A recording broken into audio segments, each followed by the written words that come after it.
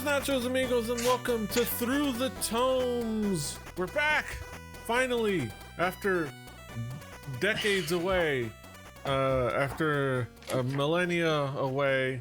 We're back. After practically minutes away. Yes. We're back with Through the Tomes. We're back with more Dungeons and Dragons, and whatnot. We've got a lot to get to. So let's get down to it. I'm PD Rave.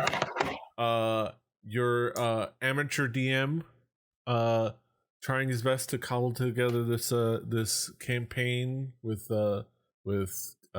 source books and adventure modules and tools and tricks and hopes and wishes. Here with me is my party, my gang, my crew, most of which at least. We've got playing Wind and Summer, Daisy. Hey everybody! During the summer break, I decorated my water bottle with stickers. So I've got, Nice. Formula One and some Bobby Hill and Rousdower and The Witcher. Nice. There you go. Yes. There you go. Gerald of Rivendell.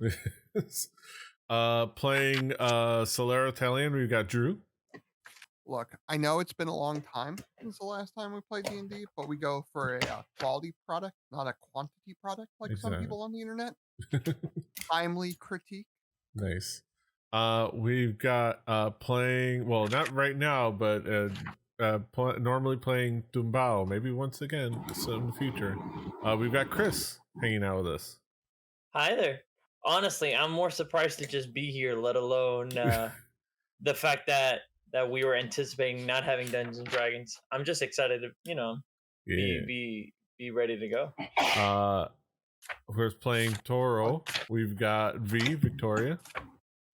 So I don't have my camera on, but I am looking at a picture that my brother drew me of a dragon because I'm maybe a couple years late to Skyrim. Completely obsessed with Skyrim. Nice. D&D is a buffer for me. Nice. Hey, they just put out a new version of Skyrim, like what, a year ago? You're fine. Yeah. Anniversary. Yep. Yeah. We've got playing Lucius Zanero, Matt. Hey everyone. I'm drinking a Lone Star agave lime seltzer. Nice. And I have a bunch of rhythm track CDs from John Huey. Nice. I have Gospel Favorites, Neck to Neck, Pure E9, Lost in the Feeling, He Touched Me, John Huey, and John Huey Classics. He touched me. Yeah. I was like, John Huey, hey, I mean, I think that you're going to have a conversation with somebody about that. Yeah, getting a little racy. Yeah. It's fine. Of course, last but not least, playing Toby Underborough, we've got Brett. Oh, I'm just looking at my 45 of Steve Miller Band's The Joker, and I'm happy to come here and play Vampire the Masquerade with you guys. Nice. So I forget how it works, but 10d10, yeah, yes. Okay, I got them. Yeah, you need to have your goth makeup. What's you gotta figure out Underborough spelled backwards. You gotta figure out what kind of goth queer you're playing, and then go from there. I'm really into The Cure. Our frilly shirts but only still played available. on harpsichord. Love The Cure. Yes. Vampires don't I would love to have a Vampire the Masquerade play through on like as a Through the Tomes guy, like side adventure. I need to find an actual experienced GM for that though, because I don't think I'm equipped for that. Nah, just come in dressed like Gangrel, and then we'll go to town. It's Friday. I'm in love. It seems like just. I don't care if Sunday's blue. Yes. If he comes in like Gangrel, I call Edge. Like Nice. It's the most I'm wienery music for overlapping vampires. Billy Idol and The Cure in my mind. Bonus day. Nice. Yes. All right. also okay. So the only thing I've got, I have a bobblehead of Hall of Fame voices, radio voice of the Marlins, Spanish radio voice of the Marlins, Felo Ramírez, missing his jaw. Unfortunately, because he fell from my shelf. 1 strike, 2 strike. Poor guy. I just got these really cool books because I kickstarted them. The Pexia's Guide to Omeria from DM Dave, our friend DM Dave. Whole custom campaign setting with a new races and classes and subclasses, a whole new class in here called the Elementalist, which is really cool, and a whole campaign called Hand of the Eight. I might be doing some things with this. I want to. We'll see. Look forward to that in the future. And also what I'm drinking today is from this is from Lincoln's Beard Brewing here in Miami. And Lincoln's beard as in his facial hair, or Yes. the person that he's in a relationship with to mask the fact that he's in a different kind of relationship? Hey, that's we don't know for sure. I want This to know is who Lincoln's beard would be. in collaboration, I believe, with Apocalypse BBQ, Apocalypse Barbecue. This is called the Tropocalypse. I believe it is a sour ale with mango, passion fruit, banana, and coconut. Wow. Passion a lot going fruit on there. anything. Yeah, passion fruit anything is good though. Yeah. I don't know about banana. It actually. So I've already had this. I had it at Lincoln's Beard. Okay. And so I already know I enjoy it. It's really nice. It's fun and fruity. Fun. It's nice and tangy. But yeah, check it out. I'll have the in the shout outs for the YouTube description, or when I finally get to the website descriptions, I'll have the links to the company's website. It's like a few miles from me. I could bike ride there if I wanted to, which is dope. But yeah, let's get down to Dungeons and Dragons. So 7 years ago, we played this game of Dungeons and Dragons. Many moons ago, where we left off with some wild revelations. Some upsetting news. Some upsetting news. New shit has come to light. Most of which kind of happened within the minds of a couple and within the conversations of a couple of our friends, between Toro and who we thought was Tumbao. Wow. And as far as the rest of the party goes, all they know is that Toro confronted Tumbao, and then they had a quick altercation, and Toro somehow banished Tumbao into another realm, possibly the Fey realm. Yeah. Now you guys are walking out. All 8 or all this point 9 of you. 10 of you called Sue. A bunch. You count Sue. And you guys are walking on your way back to Gordon. What are you guys talking about? I mean, Toro's pretty distraught. Okay, Not even so- really present. God, I can't. I'm sure I forgot to take notes. I can't remember exact. God, Daisy, do you have notes? I do. What do you 'Cause want to know? I remember. Is it Tumbao? Yeah. Yeah. Is that the one still here? No, the No, one still here is no, Toro. Toro. No, Toro's still here. Okay, Toro Toro's has some the elf, explaining yeah. to do Yeah. because Toro does have some explaining to do. I've got Toro removed his bracelet to cast a detect good or evil spell on the rod that was sitting on the altar in the secret old crypt. Then he and Toonbow got in a fight, and Toonbow disappeared. Yes. Yep. And there's been some talk. I don't remember if it was last session, but if nothing else, Lucius heard it from previous sessions. Like, y'all are shifters or something. And now you have this weird bracelet that seems like more than it seems. And what the hell is going on with you? Who are you? What are you? What are you doing here? Okay. So this bracelet was given to me by my master. My master and I are in a how do I put this? Usually Toonbow does the talking. We're in a secret organization that I can't tell you about. Too late. And but I really don't know anything about this bracelet. We're not shifters. Don't know where you got that one from, but we basically went to school together. That was fun.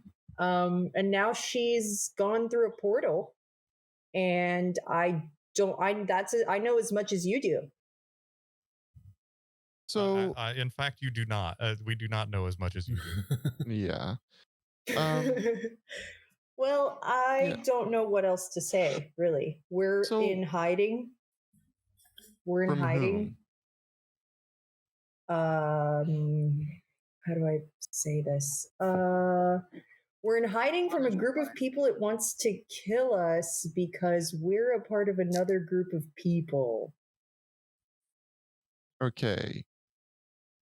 You're gonna have to put some identifiers on these. We need some nouns. Probably. Yeah, I was gonna say some proper nouns. Yeah.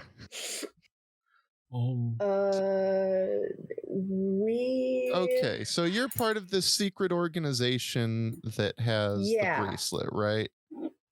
No, the bracelet is the only thing that I also don't know. That we were separated. My master is Tumbau's like really nervous because he has no idea what to say to you guys. So he kind of just turns around and faces away from everyone. Hey, Lucius, can Lucius and I have a conversation? Yeah, sure. We'd like you. Everybody, You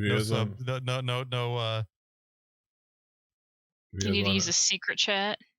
You know what? Let's let Petey. Can we go to secret chat? Yes. Let's go here and let's go. Let me go in the secret chat. Okay. So you guys walk away, kind of from the group, kind of like, oh, we need to like have a conversation between us, and you guys walk away, out of earshot. How bad do you want to know this information? I think it sounds kind of not threatening, but I feel like if we're going to help, we need the information for a few reasons. I think one, if we do want to help them, we need to know who, what they are. Yes. I agree. There's a lot of weird stuff going on. Yeah.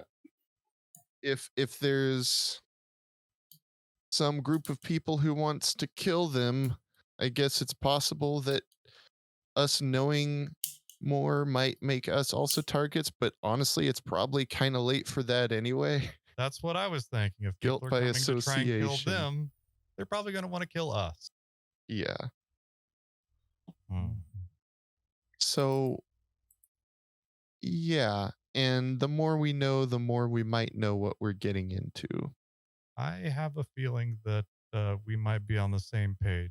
I am willing to cut my nice guy facade and be a real big man. Half man. Big boss man.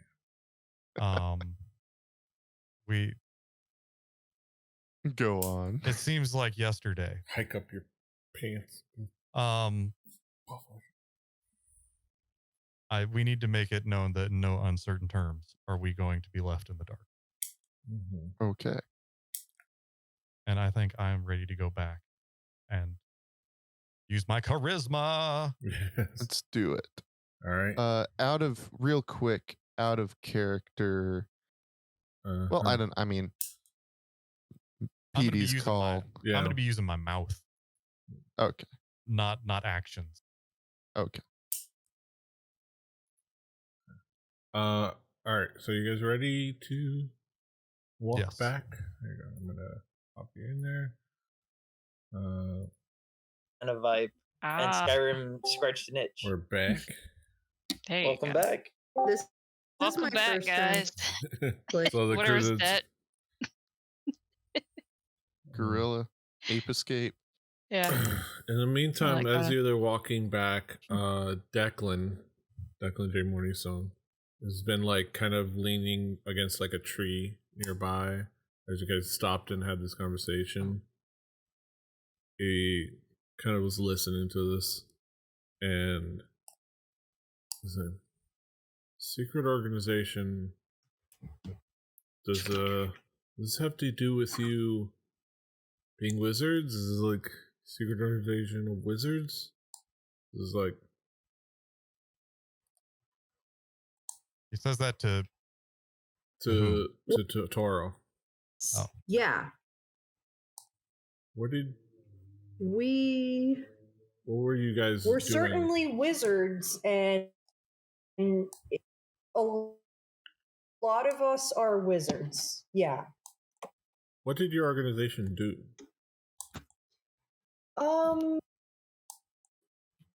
We were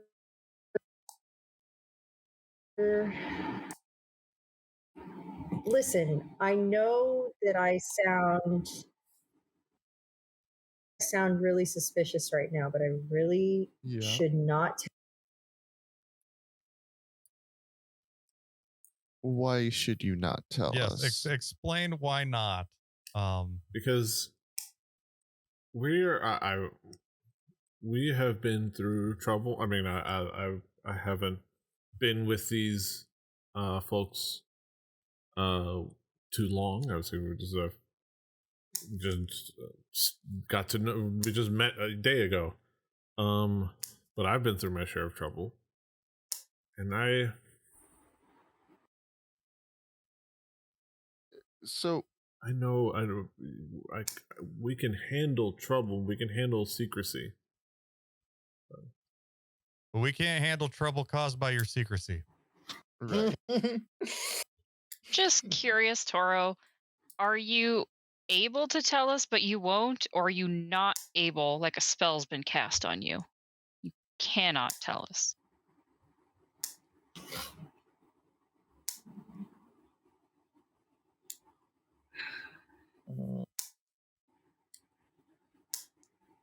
Where are you from? Asked Declan. I am able.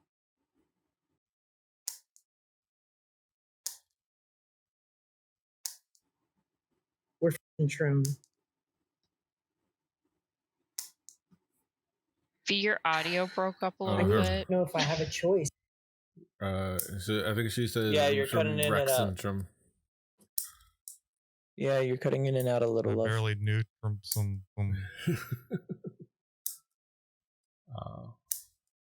But I believe she said Toro is from Rexentrum. And I heard is able to tell us, but then didn't hear anything after that. So just gonna take it as it's a secret. So can we back up for a second? The bracelet was given to you by your master. Master in what sense? Can you hear me? Can you guys hear me? Yeah. Yes. Okay. Answered directly to him, and I was instructed not who we are or where we come from, but the circumstances have changed because now I'm alone and I don't really know what else to do here. Can I take a look at that Toro bracelet of starts yours? freaking out. He's having a bit of a panic attack, so you could pretty much do anything you want. He's like hyperventilating. Can I see that bracelet of yours, please? Yeah. He's like shaking, and he holds it out to you. It's still around his wrist. He can't seem to get it off. I cast Identify. Lucius kind of gives him a reassuring pat on the back, like, calm down, it's okay. Yeah. Well, yeah. You cast Identify. I sure do. Kind of like you touch it. You kind of wrap your hands around like the bracelets. You kind of feel it's a set of bracelets that is resting on Toro's wrist, kind of loosely. It's not very like tight. It's not like tightly fitting. It's more the Toro is like shaking a little bit, so he has trouble, like, you know, it's like his hands are too shaky. So, and it's like a series of several bracelets. I forgot how many, but I think it's like 3. And Toby didn't ask for consent. Yeah, and everybody notices that. But you identify. Let me get over it so I can. I reach out and touch Faith. So you kind of like it. You connect to like the kind of the runic inscriptions. You're kind of like you connect to the like the arcane energy in the bracelet, and kind of like all the information kind of floods into your mind, almost in like a in a storytelling sonnet in your mind. But it's a montage. Yeah. But in all like certain terms, they the spell you identify it as an astral bracelet of hell's spells. Hell spells. Thank you. God damn it. I was thinking the same thing. And I was like, I'm going to let him finish this actual very serious title description and not make the AC/DC joke. So, okay. Mortal? So let me get, I'll give you basically just, I'll just copy and paste the description, and I'll read it out. I'll read it out to you. It's going to go in through the Tomes chat. So the astral bracelet's a powerful magical bangle that it allows its wearer to see, commune, and otherwise manifest things using powers beyond the material plane. It's like the metals and glyphs of each bracelet are related to the kind of power it holds. You can pull the bracelet off and hold it in the palm as an action. When you do, the bracelet unfurls to reveal the 4 inner rings collapsed within it. So it's like a bracelet and has like 4 inner rings collapsed into it. And it transforms it into, as you saw earlier, like an astronomical sphere that kind of like, you know, it's several rings kind of going in that kind of like orbiting, you know, like I remember saying there was like that ride you used to ride back in the 90s that you were all fours and it would like twist you would like be stretched out like the Vesuvius man, and it would like spin you around all each different direction, basically that. But like the thing from the space camp commercial. Yeah. But like 4 of them instead of like the 3. And then so it has 10 charges and regains 2d4. While it's transformed the astronomical sphere, the inner rings kind of slowly spin on their own. Regains 2d4 plus 2 expended charges daily at dawn. If you expend the sphere's last charge, the spinning rings magically fold up again into the wearable bracelet. You can fold the rings back into place using early in action. Each astral bracelet has a different list of spells. So this is the hell spells. So it has like detect evil and good, dispel evil and good, fire shield, flaming sphere, hellish rebuke, magic circle, protection from evil and good, all with like different charge costs. And he has been wearing this He's been wearing it the whole time, just everyone kind of notices it now. Question. But it's a pretty hefty bracelet. Dungeon Master, I have a question. You have questions? Does this item have an alignment? No. Okay. It requires attunement by a cleric, warlock, or wizard. So you need to be a cleric, warlock, or wizard. Well, I'm all three of those things. No, I'm not.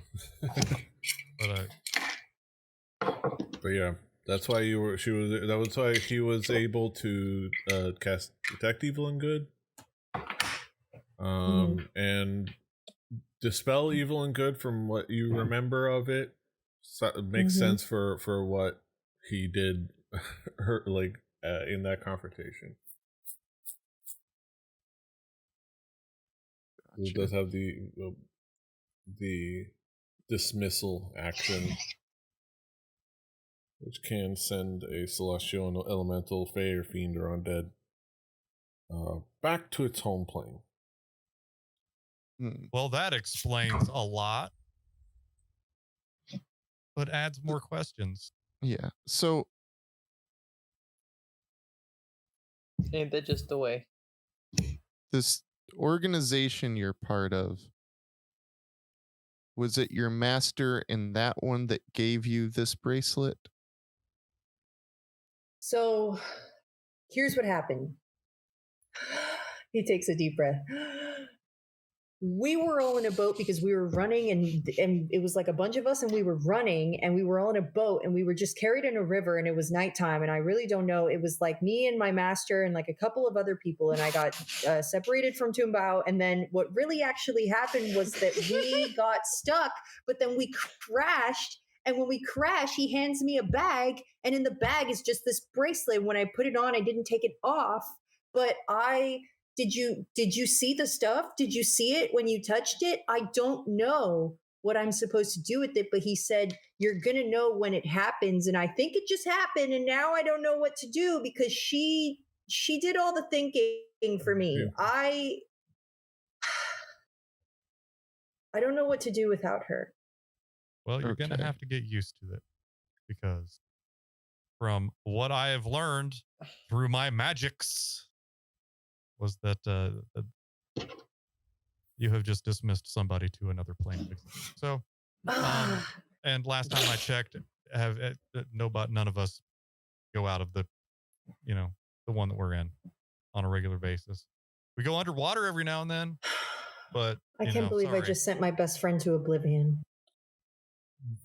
Get him. We'll get her back.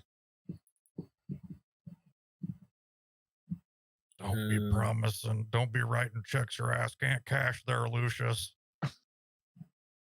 So, and like Mortal kind of steps in. It's like, so, oh wait, just detect evil and good. Was that something? So was it that you saw something? And you see the Immortal kind of walk up. Did you see? Was it that you saw something in Tumbao when you casted Detect Evil and Good? No, that wasn't her. It wasn't her, but it was her the whole time, but then it wasn't her. I'm telling you guys, I know her. What did the spell say? What did you identify her as? Faye. Huh. But she isn't. She isn't. Okay, fair. That's a start. I didn't think I grew up with her. I mean, and you know, like her family. Yeah, we know everything about each other. I'm telling you, something isn't right. I don't think that was actually Tumbao. Yeah.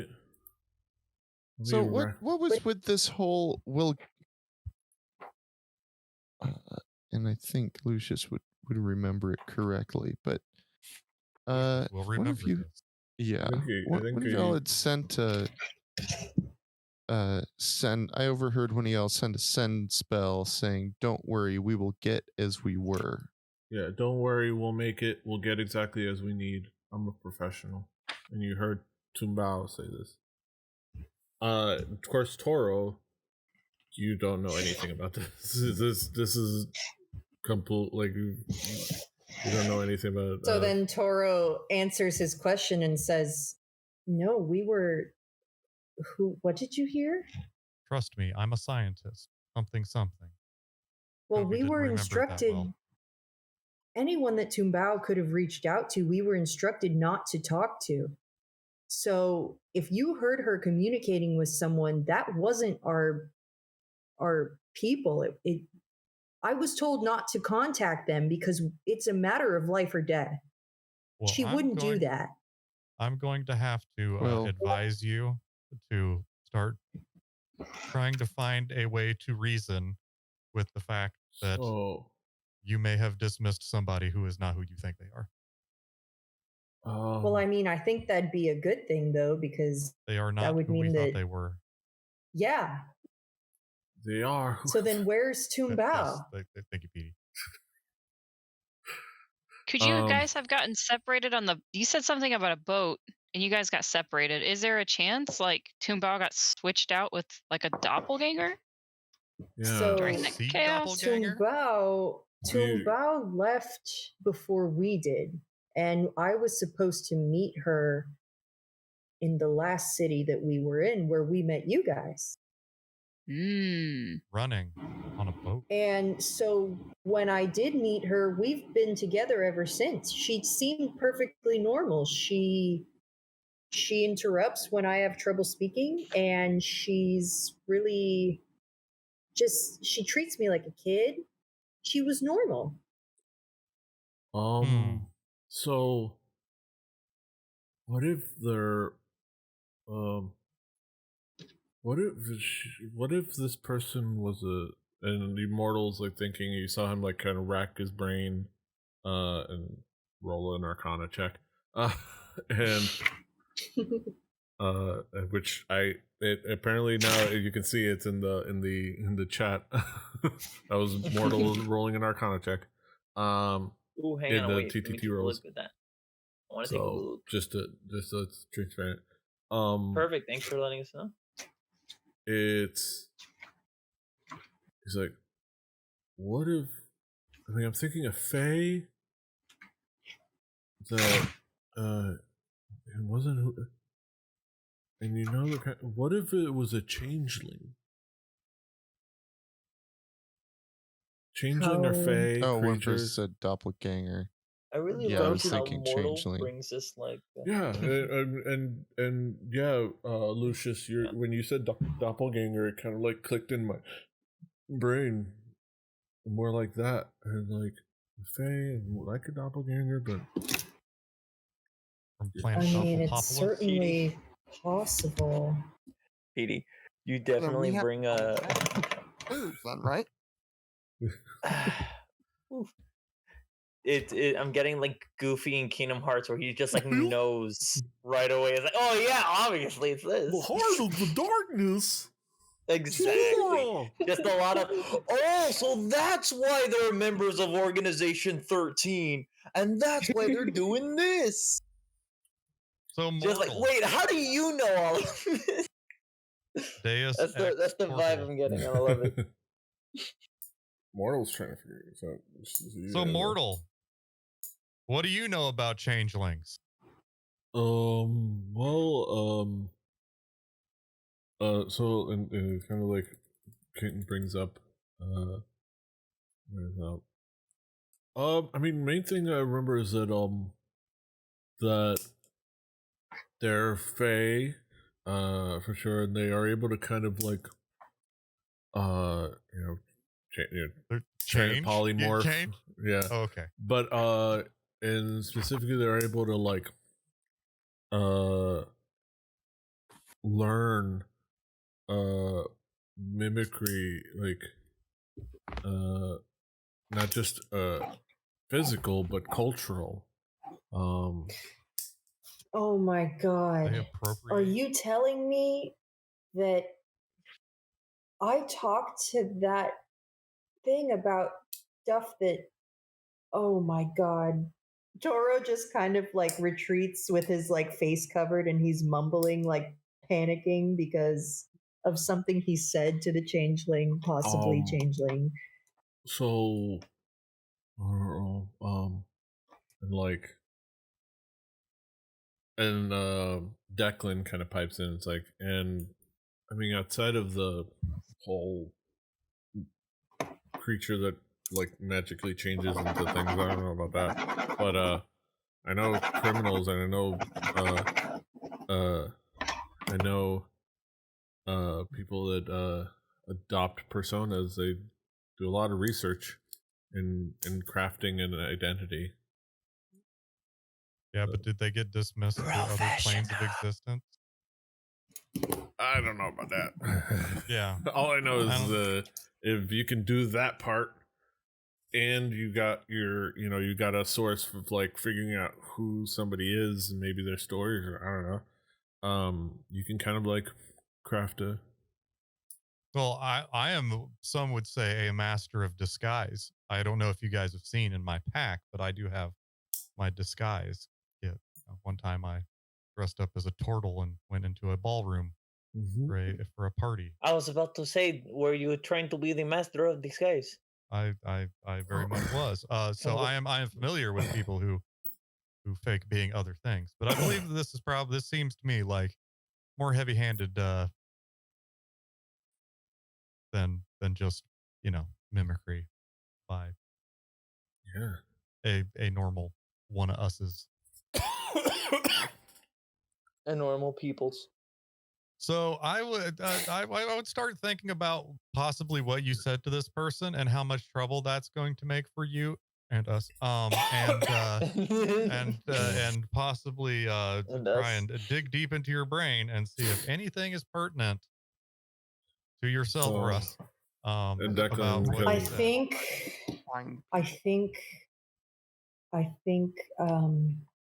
and he was panicking before, but now all of a sudden Toro's like very calm. And he kind of is just like twiddling his fingers. He's not making eye contact with any of you. He's just like looking down at his hands. And he's like, I think I put all of your lives in danger and I'm sorry. We're used to the danger, but yeah, I mean, we have people that pick lemons. I mean, I almost got burned to death by hellhounds, so this is like nothing. Yeah. I go into clubs and flirt with people I shouldn't. Like, questions for later. We've all made questionable decisions. Yeah. I can't give you more information than this. Well, but I am and he like really hesitates and kind of whispers. He says, I'm an assassin. We're assassins. And there was a traitor, I think, but all of our lives are in danger now because if they've seen me and they know me and I'm with you, even if I leave, you have been seen with me. Yeah, we kind of figured that. That's why we kind of. I understand that there may be some things that you don't want to share, and also we're already kind of guilty by association, so I'm not sure. Saving us from danger by keeping back knowledge probably won't do a lot of good, to be honest. Probably do the opposite. Also, we're kind of also cops by association. And then Declan kind of also pipes in. This is like, you said you were from Rexington.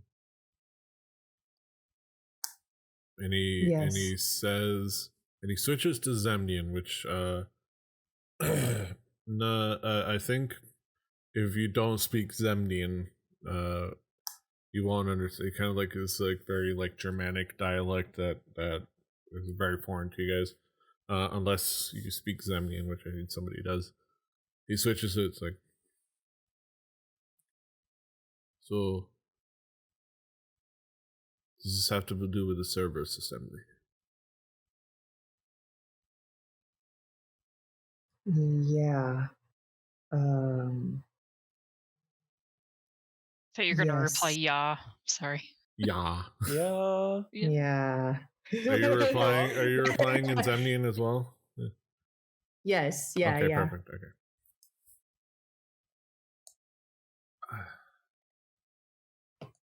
And it does have to do with the assembly. And he kind of just looks at him and is like, you can see it in Toro's eyes that he's very he's certainly like a trained professional, but his personality is very like soft and like calm and like plays with butterflies. So you can definitely see on his face that he's like worried. Despite his professional training. Man, you're not good at the social part. You just know how to kill a man. if only somebody around me had like, was a very insightful person about stuff, I could possibly figure out, the gist of what's going on. I don't know how insightful. Hang on, let me bring up D&D Beyond. Well, certainly much more perceptive than insightful. That does complicate the matter. So wait, hold on. Time out. Because I pulled up my character sheet. How many of us know Zemnian? That's up to people to find out. I don't know. I don't think we've spoken. We don't speak our character sheet out loud. Yeah. If you speak Zemnian, you understand what's being said. Okay, got you. Well, I and some friends have been eyeing the assembly and trying to investigate them. And well, you found us. We're right here. I found you. And he holds his arms out. I found you. I doubt you are the high up person in the organization I need. Well, I mean, I've met him probably, but have you met Trent Dickathon? That's my master. I heard that name spoken in that language and I giggled at it, but I don't know what it means or that it's a name. I audibly laughed. And just for your own info, the person that gave you the bangle was the other person, the teacher that was nicey. Is the oh yeah. My Trefaris is the one who gave it to me. Yeah, and he was trying to give you something to you're right, protect yourself. You're right. Thank you. Yeah, but yeah, we'll hold it. Okay. He doesn't sound like the guy to help people, so. This bangle is giving us a very manic Monday. I'm gonna be walking like an Egyptian for a week. Will that's it. I don't know any more bangle songs. Sorry. Yeah, then you got me. I'm tapped. We've tapped out. Yeah. The well is empty. There's 2 bangle songs. We've named them. Let's. Moving on. Oh my god. We've tapped them. I will have further questions. I'll leave it for now, but I will have further questions. You'll have questions. Okay. And he switches back to calm and he says, but you can trust me in knowing that I'm not going to hand you over to somebody dangerous. Whether you can trust these people, I don't know, but... What do you mean, these people? He just kind of shrugs and just kind of like, all right, let's get back to Gordon. Wait, so we're going to Gordon? We're going back to... So you had just gone out from Gordon, and then to do this thing, and then you go back to then, go to your. Do we want to go back? New shit has come to light.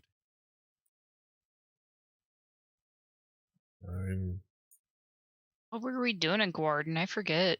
You were stopping at Gordon to rest.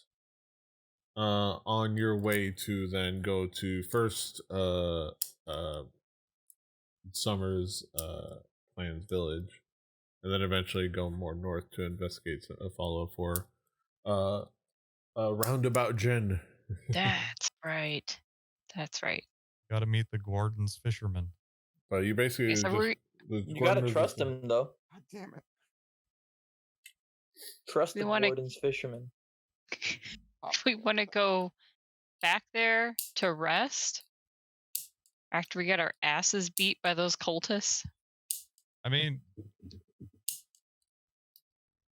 honestly, we were fine before we had all these extra people. Do whatever we want. We're well, if it helps, you have less people.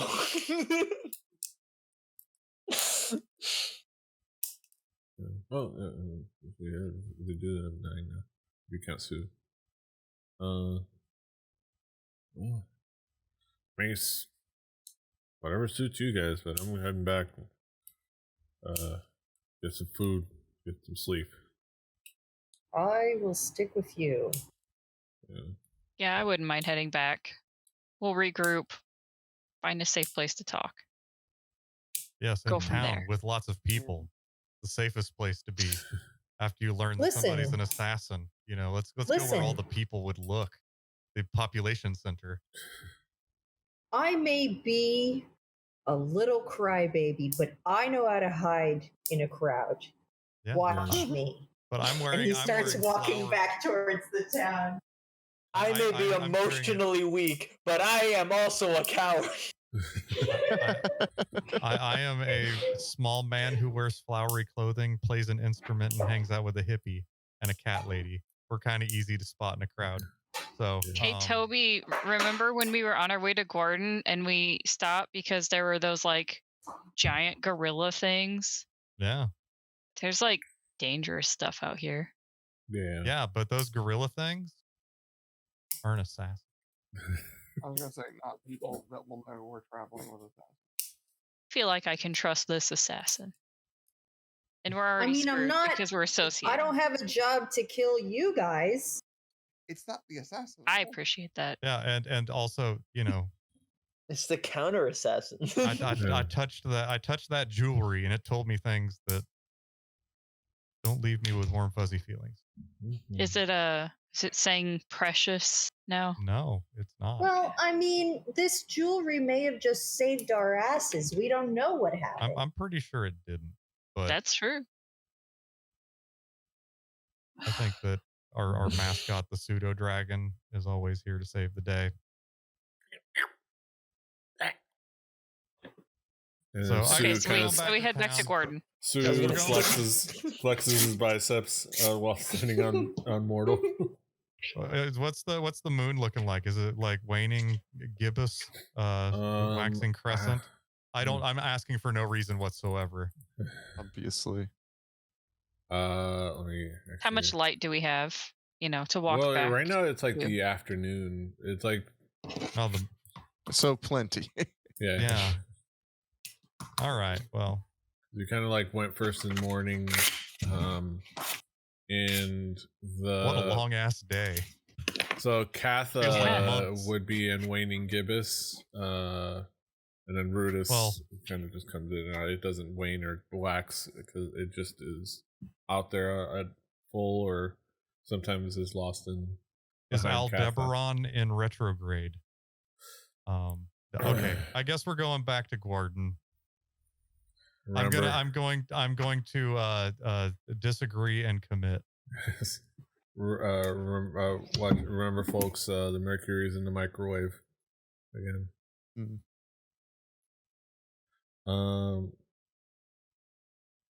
Yeah. So that's why they call him Mr. Fahrenheit. And I had to process the whole thing, but very clever, honestly. But yeah, that was part of the communication montage as we walked back. Yeah, so you guys like walk back as and start walking back. Is there? Well, no, as you can like head back, a little bit slower, a little bit like lost in thought. But you can, by the time you get back, walk back through the entrance of Gordon, back to the gates, back into the city, back towards the kind of the outer rings of the city. It's about like early evening, I'll say, like 5 or 6-ish. I'm saying. Where's the sun at this time of year? Is it coming upon dusk, or do we have plenty of light left? It's like it's summer, so I think it's like yeah, there's plenty of sun left. But it's it's about to sunset in like in an hour or so. Cool. It's painting a word picture. Yeah.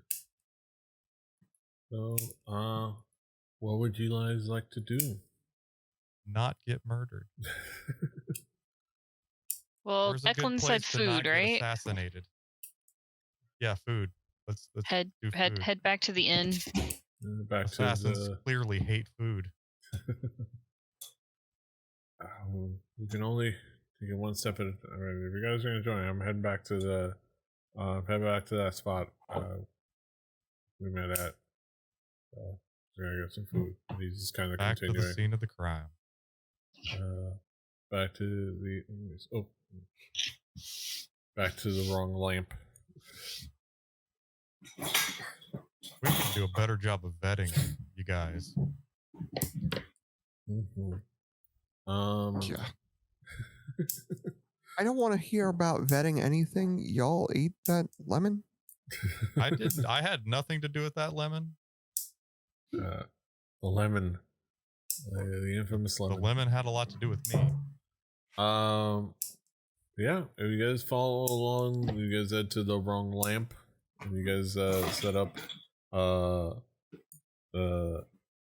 can get your tables and get your food and your drinks. There's cat combat going outside the door, and I thought that was a sound effect. There's a pair of tabaxi having like a fist fight outside, like yeah. They're just like kind of drunk, like, and they're just kind of swinging wildly. Oh, you! Fuck you! Go buy some spuma. Okay, so we're no, wet food is better. Are you kidding me? It's dry food all the way. What? So what do we do now that we're like we're back where we're getting food? Does anybody got some ideas about what we do next? Nope. Toro's face is in his food. He is asleep. Okay, how about Toro? Man, mortal. Toro have narcolepsy. No, he's just had a long day. Yeah. He's a baby in a pretty man's clothes. Yeah. I'm gonna pull Toro's face out of the food so he doesn't drown. He like jumps up and wakes up. Fuck. So to mortal, my good friend, I'm stumped. I need to come to you for your wisdom. Wink. What are you thinking about? What do we do next? I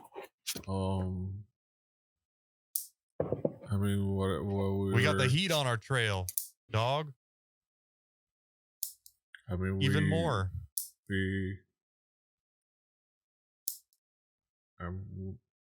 It's up to you guys.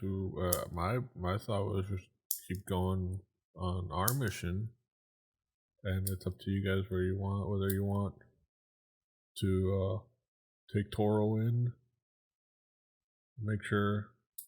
I mean, I don't think it matters whether we do or not. We're still in danger. We have crossed the Rubicon, as they say in my land. We think we're in danger. No, we are in danger. Toby's pretty sure. And Toby says it like that. Toby is pretty sure that we are in danger. As someone who has been in danger before. Toru starts panicking again. You have reminded him of the issue and he is again panicking. I mean, if you guys say it's as bad as it is, and I have concerns about going back to my clan and dragging all of you along. Exactly. Shoot. You're gonna bring we need to deal with Sauron back to the Shire. Whatever she's a part of, or whatever he's a part of. Yeah. And if possible, find his companion. How would we even go about this? Let's Look at us. What are options? I have powered weirdos. I have one option, but I was instructed not to use it. But this kind of feels like an emergency. Yes, this is an emergency. Yeah. What's your emergency plan? I'm gonna write a letter. And he gets up from the table and goes. I'm going to sit right down and write myself a letter. Also, I'm not sure a letter is the most urgent. Correspondence. What's Chris, real quick, that note that we did in the Tumbao wrote that she sent out. Do you have that with you? The note Tumbao sent out. Yeah, I'm trying to go through my mind. In that moment before she needed to quickly send out a message to Toro. She was. Let me see. Honestly, I'd have to go hunting for it. Do you remember what she would have written? Let me take a look. It might be in my other book. I have the other D&D book. I'll go and grab it, but continue without me while I search. Okay. So, Chavo, while how's it Toro going? is painstakingly crafting. I mean, what was this changeling's plan? Probably to gather information from somebody who had the information, who would run their mouth next to them, but not to anybody else. Yeah. Probably very much like the experience we just had. I'm not trying to say anything, but if they're assassins, they don't seem to be it by complete self-choice. I don't know. And if being an assassin by being told to be an assassin, I think that doesn't make you an assassin. What did they need to know from Toro? Stuff that we're not allowed to know, probably. I mean, don't they already know? They're the people that know. Or are they? Who sent? Why would they need a changeling to look like someone else? Yeah, I can't find it. Because, they certainly didn't send an assassin. Because if that person was an assassin, that little dude would be dead already. Sorry, PD, I couldn't find it. Do you remember what Tumbao? Do you have a recollection? Do you know what Tumbao would say it would send to Toro? Do you want to kind of write that up? Let me see if I can script it down a little bit. But something that the actual Tumbao would want to send as a message to Toro. Yeah, in an emergency, trying to get that message out. Right. Not a problem. Let me script something and then I'll let you know when I'm ready.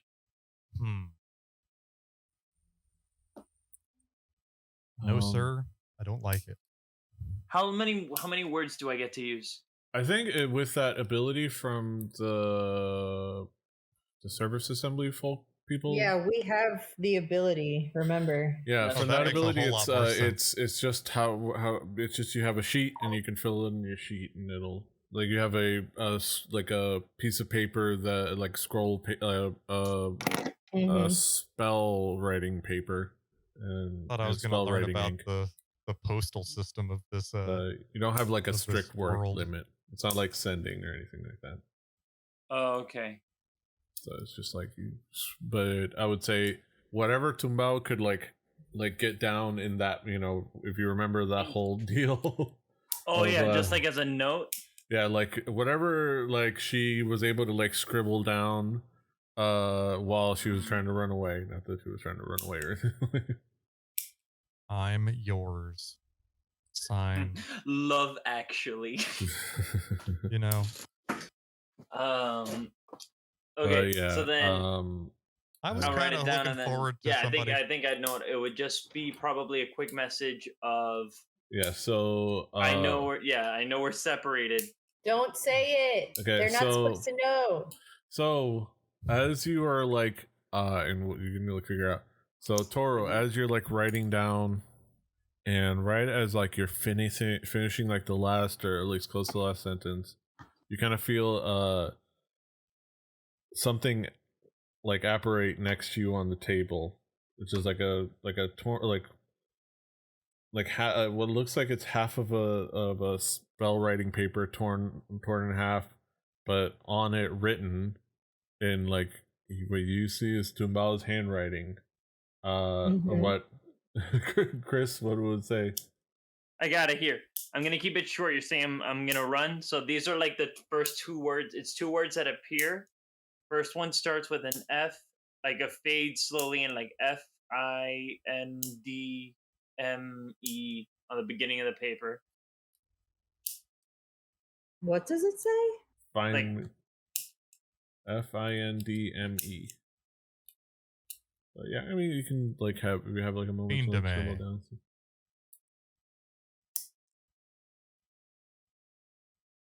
All right, next one starts coming in, like more words start fading in. SUMMONME.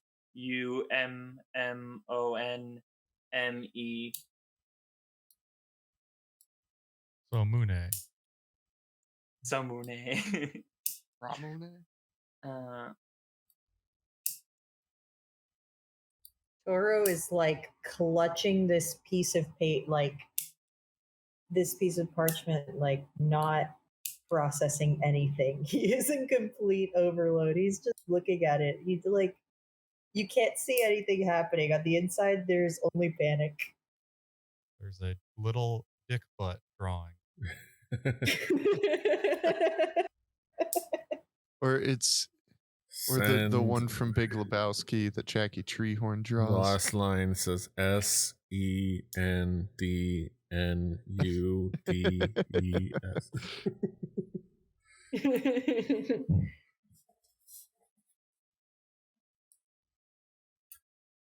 All right, and I would say one more sentence comes through. BRIDGE bridge US slowly comes back in. BACKHOME. So we find ourselves somewhere north of Rexington in we kind of zoom in to these fields, zoom in on this like great big like draconian structure in this empty fields. We go into these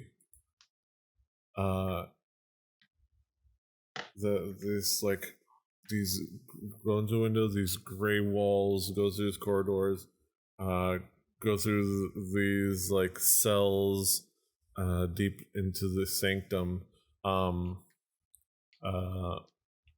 we see inside a nondescript stone-walled cubic cell, if you will. We see Tumbao kind of just exhausted, worn out, laying down. She's been, at this point, time is unknowable. You don't know how long it's been since the escape attempt or the escape opportunity. You have been subject to a lot of magically enhanced torture and mind probing by people here, and partially from this shape changer. You didn't really get a good idea of who they were, but they seem to be trying to get information from you, but mostly from the mages probing into your mind, getting information from you about your history. It seems to like be probing into your memories of yourself and of you and Toro and your past.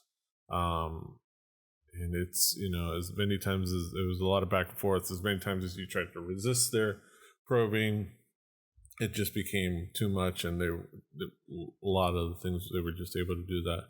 And at this point, you don't know what their intentions were, but you assume that they must be looking for Toro. If they have me, they must be trying to find her, or have him. They must be trying to find him. But right now, you're just laying in a cell. No spell book, no orb, nothing. As far as like mechanically is concerned, since you've been in the cell unable to do anything as far as like even like preparing spells, you don't have spells other than your cantrips, as far as mechanically speaking. So at the moment you only have your cantrips, but even that, you've noticed that as from the very beginning, every time they put you in your cell, there's been this like oppressive, like indetectable, like slight weight and like atmospheric weight on your like arcanic senses. And at some point you realize that in this cell is an anti-magic field. So you simply just can't use magic in here. So you've been unable to use any magic. Kind of like you're in your very like basic dress. You have none of your tools with you. Okay. And let me actually. I'm feeling spicy today. I'm breaking out my dice tower. I'm also in honor of us doing this, because I know you were excited about. Yeah. I'm also just gonna crack open. I'm super pumped. A hard Mountain Dew. I'm just the last hard Mountain Dew. I'm about it. You're luck. I'm in luck because my girl was great, and my girl takes very good care of me. I actually have a stein from the Florida Renaissance Fair that me and my girl just went to for Valentine's Day for the first time, filled with a combination of the Angry Orchard Hardcore, which is like a dark cherry, and the Sinful Apple one from like the variety pack that was at Publix recently. So this is super full, and this is ready for tonight. I got an ice cream over here. I got water over here. I am set to go. And with this, now that I got that, I'm going to get me a dice, because I got a dice right over here. I'm going to get two just in case one is unlucky. A little bit here so I can see the dice. Awesome. So can I do a quick like history check on what I know generates like a magic field in this universe? Yeah, you can do a history check of like seeing. Woohoo! I'm gonna put the camera at it because legitimately I just rolled it flat first roll, natural 20 for a total of. For a total with, let me see here, so I want to play the game. I'm feeling about playing the game.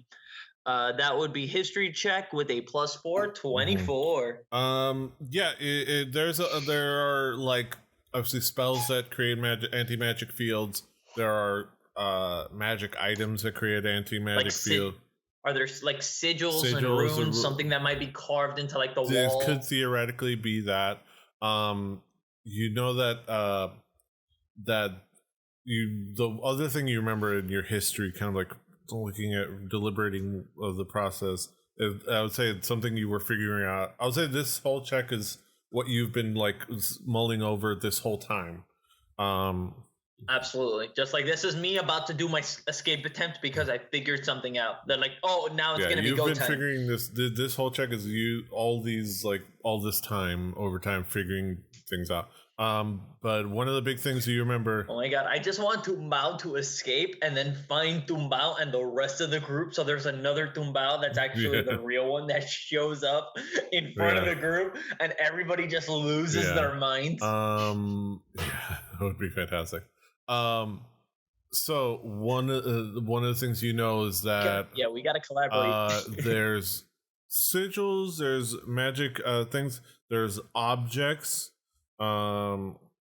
There's, and you know that this, from what you remember from your training as a Volstrucker agent, working for the kind of like this, hopefully being recruited for the Cerberus assembly, is that the ones that haven't made it get locked up in this cell, and you remember seeing these cells in passing before, and then obviously you've been here, and this is where they put those mages, those wizards.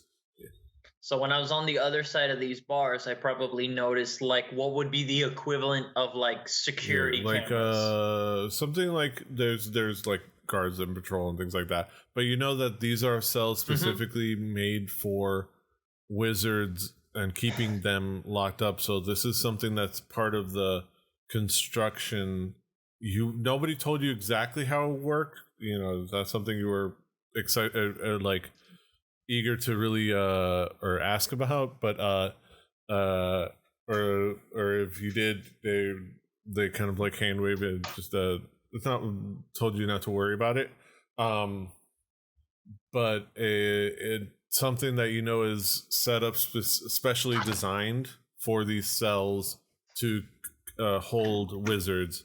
And it's something is something is set up. They're the magnetoplastics jail cell thing. There's likely some source of it and some mechanism for enabling it to be in this specific, specific cell, or in these cells. You imagine there's more, and that's basically like. You know that's going to be something that they built into the construction of this place. Yeah. So, is there anything that Tumbao is thinking about or contemplating? So, have I been here long enough? So I've essentially I haven't made any relations in this prison yet. I've just pretty much been going in between the cell and the torture and the cell. Interrogation, That's interrogation and mind probing and whatnot.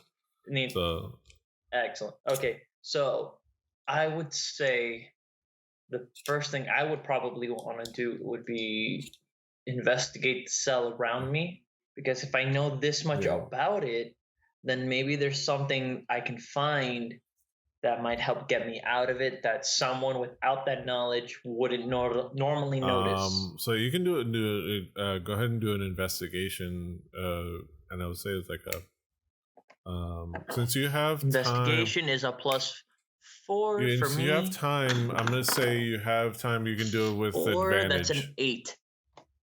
Excellent. I'm gonna need it because that was an 8. And that is still an 8, but that now turns into a 12.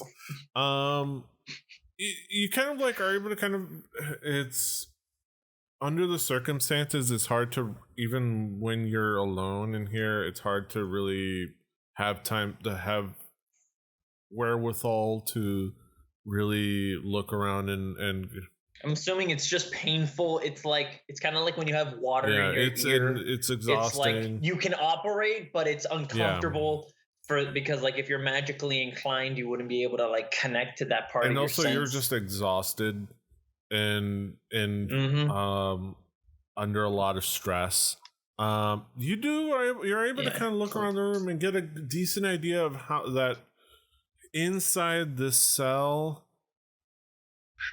it seems like there's a lot of, it is very well designed with the idea that a highly trained wizard needs to be contained in here. So anything that that you could think of, there's a contingency for it. Obviously, the anti-magic field. So let me think here. So here's where my brain as Tumbao and as me sink in one, because I am at that nice level of tip where I'm just vibing. So, but my brain hits like, okay, so I need to think like not a wizard. If I were not a wizard, how would I get out of here? And part of me is like now looking in like the corners of the room, in like the grout, in like seeing loose bricks. Can I like do another investigation? I think this would be part of the investigation, because this was what you were doing. You were looking. So that makes sense. But I didn't find anything particularly not that useful. you can catch. It's solidly constructed brick. You would imagine that you maybe could theoretically like try to like dig with a very strong implement, but you have nothing on you. You have nothing on you, and there's no. Oh, question. Can I make a Constitution saving throw? What are you doing? I got one thing on me that I know is definitely sharp, but am I ballsy enough to do it in this point in time? That's what I want to roll for. You can certainly try. I mean, let me know what you're gonna do, and I'll let you know. I want, if I'm feeling this level of ballsy, Tumbao is an orc, correct, or at least half orc. So potentially speaking, I have tusks, correct? Maybe about an inch or two long. I would like to test my constitution on keeping conscious as I break my tooth in order to have an implement to begin to carve some of these bricks out. If you want to like yank your tooth out, if there's no better option, if my brain is immediately looking in this room and like there is no better option, I am not sure at the very least when I am going to get out of this room again. I know this is like my plan Z, but like, so yeah, you can. If this is what I have to resort to, let's start with a strength check. Sure. Strength check. Let me roll. Let me get over here. Strength check. For my strength. Strength is a +3 plus 10, 13. So, all right, so you're sitting in your cell and you're thinking, okay, I need something to dig out, and you come with, all right, let me get me one of my tusks. And you try to like, you put your fingers on your tusk and you like try to brace yourself. Start fully. You feel like you start to get away. Oh, but it hurts. And like as you're doing it, I back off. Back off. It's not ready. I'm not ready. And then in that moment, as you're like having another thought, maybe considering doing it again, you hear a scratching at the door. And like you hear like maybe a couple claws, a couple sets of like claws maybe, or like toes. It's definitely like acrylic. Like it's like something like on the door. It's like because this strong like stone door. Because in that cell, the one thing you notice that the cell has a bolted in, extremely secure door with like a sliding opening to like mechanism on the other side, to like open and look in. and sometimes the guards will open it to observe inside. And you're like something like maybe trying to scamper up top, but something large, fairly large. And it's like it is, if there's like a little window in like the top of the door, this is like covering the shadow of the window. Like that's what the opening is, and then whatever is doing is something. It's like maybe like trying to like scamper up to that, and it's like fairly. Oops, fairly so. So like the wood creaks. It's heavy enough to like press on the wood. It kind of. I would say not heavy to press, but it's a very sturdy door. So you hear this like scratching, and you're kind of like waiting, and it's like scratching, and then like. Slowly but surely, the window covering opens, and through the little opening, you see the snout of a brown, slobbering mastiff looking into the door. It's Boof. Ferris's mastiff. It's like he's just like, bro.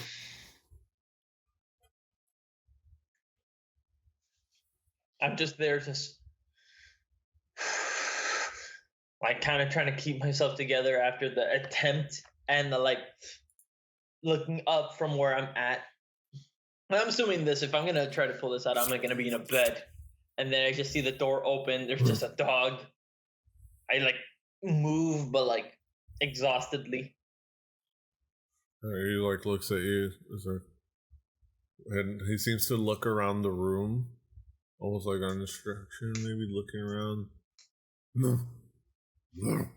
And like he comes down from the door, disappears the window, and you hear like scampering. You hear that sound of like. You know when dogs run around like on a stone floor, when their claws. Yeah, that acrylic sounding.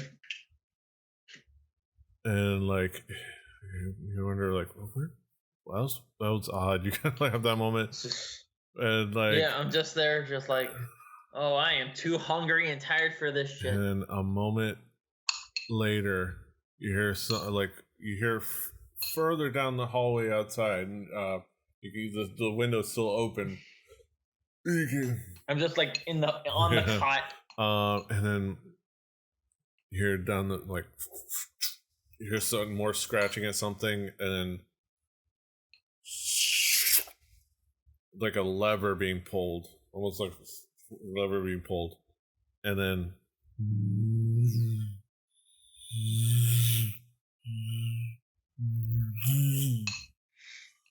It's like things are like powering down, and for some reason you feel that like that slight pressure come off. That like that water in your ear feeling just gone. Ooh. And I just have that little like oh cool, like when you get like Wi-Fi signal back, just like that little tingly back in your fingertips. Oh, neat. Like you hear that, like the scamper back, the very big feet, the big feet come. I just like lean over and I shift, and like he scampers, and you see the after a couple of minutes, the snout come back in. Ooh, I forgot how good my actual being a person me was. And you hear, and then all of a sudden, a moment later, you hear in your mind, you hear, Tumbao, is that you? Tumbao, are you okay? And you hear the message spell being hit in your head, and you can reply. The first thing I would do, let me see, I would just try to like lean up and like look over. Who would I see standing in the doorway? You only see Boof. The dog, and just a voice. You hear the voice, and would say you take a moment. It's like, tomorrow. Do I recognize the voice? It's me, Trofaris. Trofaris. Wait a minute, I know that name somewhere. Trofaris. Isn't that? Let me see here. I thought I had that written down. Remember this? Trofaris Delarore. Refresh my memory. Trofaris Delarore was one of your teachers. It was like the teacher that kind of helped you to navigate kind of like the academy and helped you a lot. You remember the Mastiff? Cool. Yeah, you remember the tough love? My gym teacher just showed up. Remember that? My gym teacher just showed up. I'm in jail, and all of a sudden, my gym teacher showed up to come and help me. And at this point, I might as well roll with it. And like he disciplined you guys a lot, but like it seemed like he saw a lot of like potential in you. But like he was harsh and he was very like strict. But he also had the buff who was like the. Just wasn't a monster. He just did his job well. I can hear it. Like, Trofaris, I'm in my cell. This is gonna sound weird, but I'm going to need you to. And also at this point, you're also very low on health because it's just from there. Yeah, I'm not feeling great. Trofaris, this is gonna sound weird, but I'm going to need you to let Buff lick you. At this point, I feel like this might as well be a fever dream. I just reach my hand out and just like extend towards the puppy, and I just start to like, okay. So you hand it to the window, and Buff like. And it starts licking you, and while he licks you, you feel a cure wounds at level 1 go through your body. Honestly, I'm just assuming it hits simultaneously the way when you walk into like a Walmart on a hot day, and when you drink like a Pedialyte when you're really hungover. Just simultaneously, just like suddenly. Yeah, it's better. like it's not a huge amount of like it's only like a few points of it. No, just suddenly there's better. Something like just a little bit better, and you're that'll get you. And you hear again in your voice. That should get you away. All right. Okay, now that I found you, hold on. I'll be right there. Oh my god, PD, I swear, just the breath in between the hold on, I'll be right there. I just imagine him in the wall, like his head just barely through the wall, like in the middle of the wall. Just like the same way you would punch through a wall, just like, okay, let's go. And then you waited like then Buff kind of comes down, like is like looking at you, and you're looking at Buff, and it feels like 20 minutes like pass by. He looks at me, and I look at him, and he looks at me, and I look at him. And at some point where he's like, you're not sure. It's like, okay, you're not even sure if this was a real thing that just happened, and you're. I got nothing to lose at this point. I'm about this. I'm either this is either actually happening or I'm just crazy. Either way, it's like you don't know if this is actually happening, or at this point, after stopping to hear that, if maybe I'm just hallucinating. 20 minutes, after about 30 minutes. After about 30 minutes, you hear like light footsteps come down, like maybe like a nearby stair.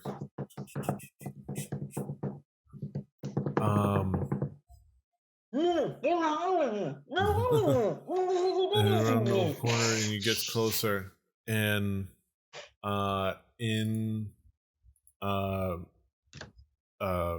like leaning into next to Buff's face you see the kind of the familiar face of Trefaris.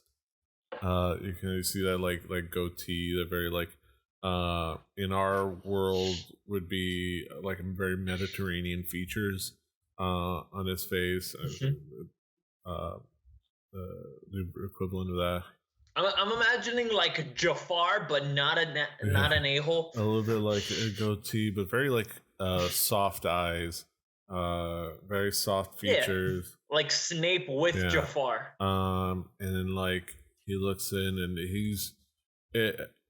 it is him, but he is none of the sternness, none of the seriousness on his face. It is almost unfamiliar. It's familiar but unfamiliar. He's like, it's almost like this like desperation but excitement. It's like, okay. He's like, Tumbao. Yes. All right. Let me take care of this. He pulls let's no, he didn't need to do it in his pocket this time. Pulls out from his he has his cloak on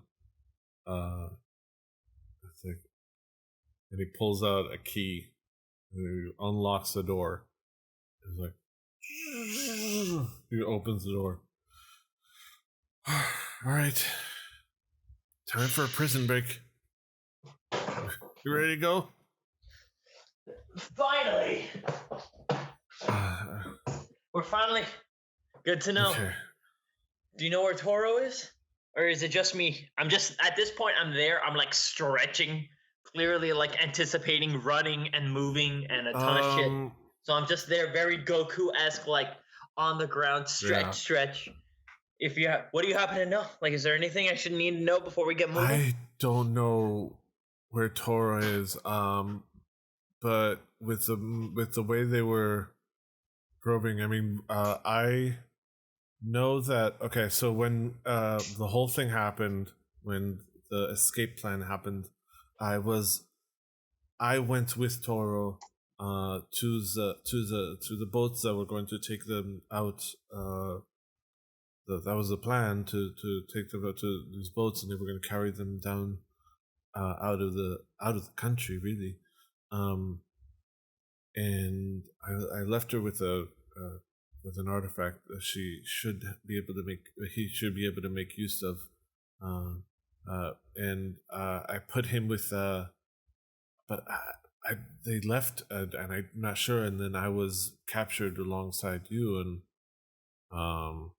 and your father as well. I'm not sure where he is, but I think Papa. So all I know. Well, let me see. Listen, I trust my father. I know odds are he's not going to sit down and just take this lightly. Yeah. He never has. Let me take care of me, and then if I find him, we'll find each other someday. I know that much. He told me. You know what? I should probably try to see if I can take a look and see what Toro is up to. If you can. And he kind of like, okay. I want to make sure at least he's safe. All right, let's go back in, and he kind of walks in with both into your cell and closes the door behind you guys. Don't worry, dude. I'm sorry, I'm just hearing Drew. I'm just hearing suddenly like just let's see what he's up to, and then I just hear Drew. Yeah, so I wouldn't be aware of what's going on with the Grand Prix. And then just cut back to Toro. What the fuck? Oh my god! It's like, okay, let me sit down. Let me put down, and he puts down kind of like this chalk, draws like a circle, draws it like figures, sits like crisscross applesauce, and spends kind of like 10 minutes like concentrating to cast scrying. Mm-hmm. And I'm going to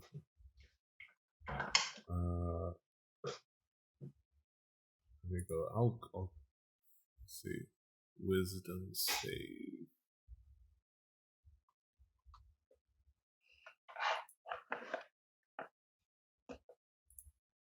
Save.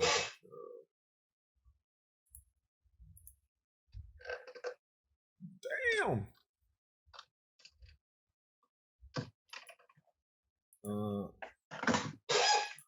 Okay, please.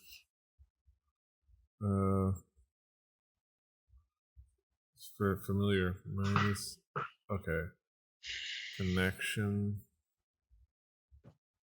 You know the target wall, so it's minus say 5, so it would be 17. He still beats the.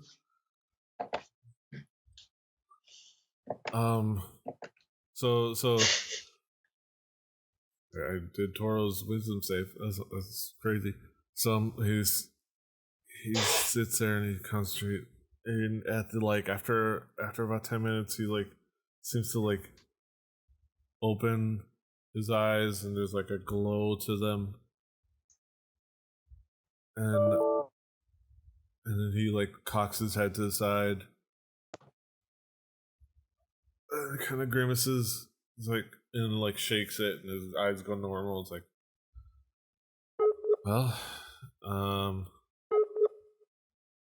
that's tough. I cannot seem to zero in on him. It's the only spell I really have at this level of power. Let me give it another try. And I'm just gonna zero out this. You were saying that all of a sudden he's messaging me. He's kind of coming back out of his trance. He's sitting there. You see, kind of come, and you see his eyes open up, and then he cocks his head, kind of grimaces, and he's shakes his head and looks over at you. It's he seems okay. I'm having trouble locking in on him. Let me give it another shot. Here might not be the best place. Listen, let's do this when we're actually out of here. I was more of asking you if you happen to know anything versus trying to contact him. Let's get out of here first, and maybe we might have better luck. Let's move. Let's move. All right, we need to stop. I think in a room to get you something that I think you'd be able to utilize, and then we'll try to. Listen, this is the first time I can breathe in a minute. Let's grab whatever we can grab and let's get go. going. And so I'm using this opportunity. All right, and then he walks out with you. He was you guys run out. He was run down this hallway. All right, this way. And you run with him. And you kind of run the corner, turn this corner.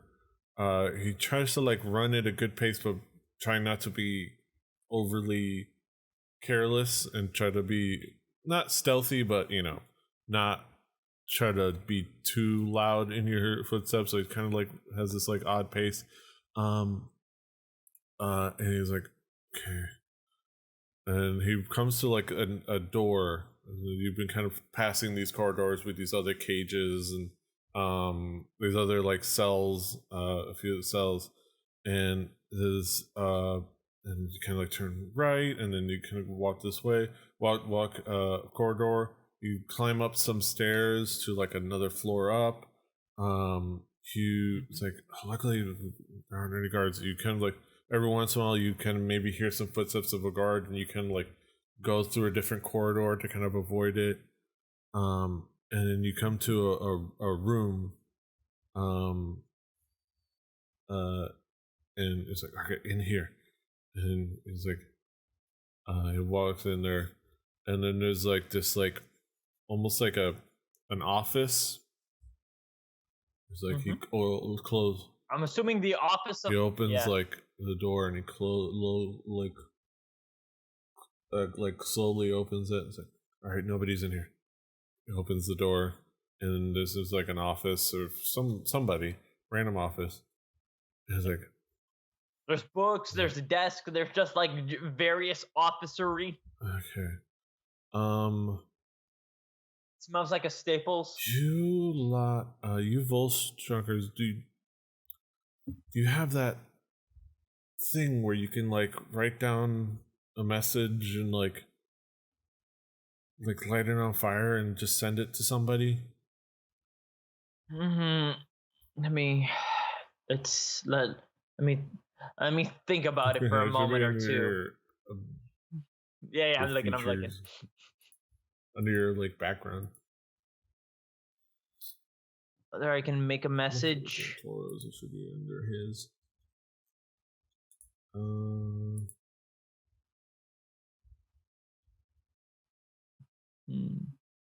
I really got to sit down. Yeah, it's under your background, Volstrucker agent. So it's called Shadow Network. If you write a letter in special arcane ink, address it to a member of the Volstrucker agent, Volstrucker, and cast it in a fire, the letter will burn to cinders and materialize whole again on the person, the agent that you addressed it to. The ink used to send a letter across the Shadow Network is the same that is used by a wizard to scribe spells into a spell book. So basically it's like, okay, all right. He grabs a random piece of paper. It's like, I think you're supposed to use the. Okay. This is gonna sound crazy, but I'm not great at spotting what ink wizards use. No. Don't worry about it. I have an idea. Listen. Could you find the ink? Let me have it. I go ahead and I start I grab a piece of paper either off of the desk or just off of a book. I'm assuming somewhere in this office. You find plenty of paper. It's like I go ahead and write down how much can I write down. We need to find the ink first. Let me. Quick investigation check. Can I help him look? He'll help you look. You make an investigation with advantage. Got you. One moment. Will help you? Checking. And he says, "That's what you said with advantage." And he says, "Like, you're gonna have to find it." Now, better. Investigation. That's a 5. With a 4, that's at least a 9, though. So it just takes you a little bit longer to look. I'm gonna say that the roll means just it takes a little struggle to find it. It takes you like a. There's just a desk. I can't open it. It just takes a little too long to open. It takes a while. You do find it, but eventually you find like a bottle of the proper like spell writing ink. It just takes you a little bit longer than you thought you were gonna do.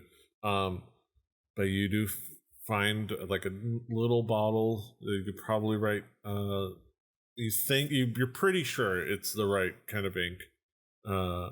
Because you've it's black. Shadows are black. Yeah, it works. It seems like it's the kind of right stuff that you've used before. Obviously, you've used it a lot because you scribed a lot of spells in your spell book over the time. Even more so than a lot of other wizards, just from your heavy studying. So you're gonna try it. As far as you can tell, it should be the right. It's like a beeper message. It's like, listen, you're not sure if it's gonna make it, but like, it's not a text message. It's like a beeper. Bee's here. Hi, love. Welcome back. Thank you, PD. I didn't even notice. You noticed before I did. We're doing shenanigans. Are you guys live? Not live, but we are with each other, and we're doing D&D stuff. That's cool. Yeah. Alrighty. That's why I figured that your phone wasn't. No. I put my phone just now in the room because it's on 2%. No, it was going straight to voicemail. Yeah. He must be doing the thing with It might have died too. Bye. He says hi. Hang on. Let me switch over real quick. If you would like to say hello with your own human purpose voice. One moment. Hi. There we go. Heavy. Nope, still coming through. Come on. I hate my computer. My computer is a ding dong.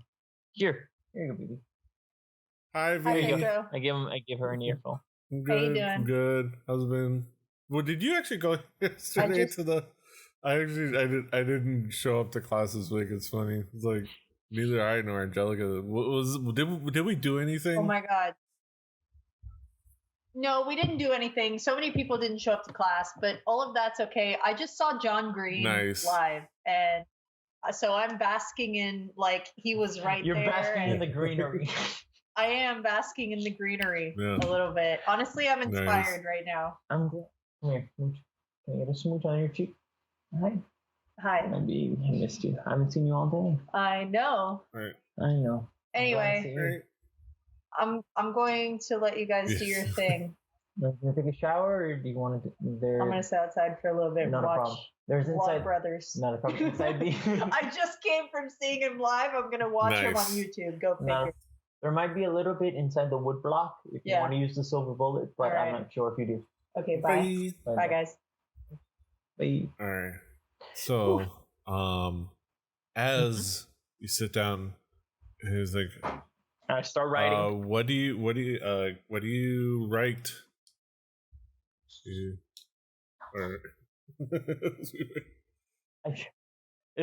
is where it gets tricky. Don't worry. I'm gonna. How many words? You can just write on the piece of paper. It's just basically. You have a nice sizable. I'm gonna say you have a nice sizable sheet of paper, and you have decent, wizard writing. Ooh, and that's awesome. Yeah, it's legible. It's like you're a doc. Like, what I mean is like there's not a limit on what I'm saying. It's more of like it's not like I'm sending essentially a tweet with my limited resource. It's not like sending. It's just what you can write on the thing. And you have, I would say you're a wizard, so you have like doctor's handwriting. So like, oh yeah, so it's up to them if they read it. But you can like fit a lot into the piece of paper. No problem. I start scribbling down. I'll let you know later what I actually scribble down when it's safer to do so.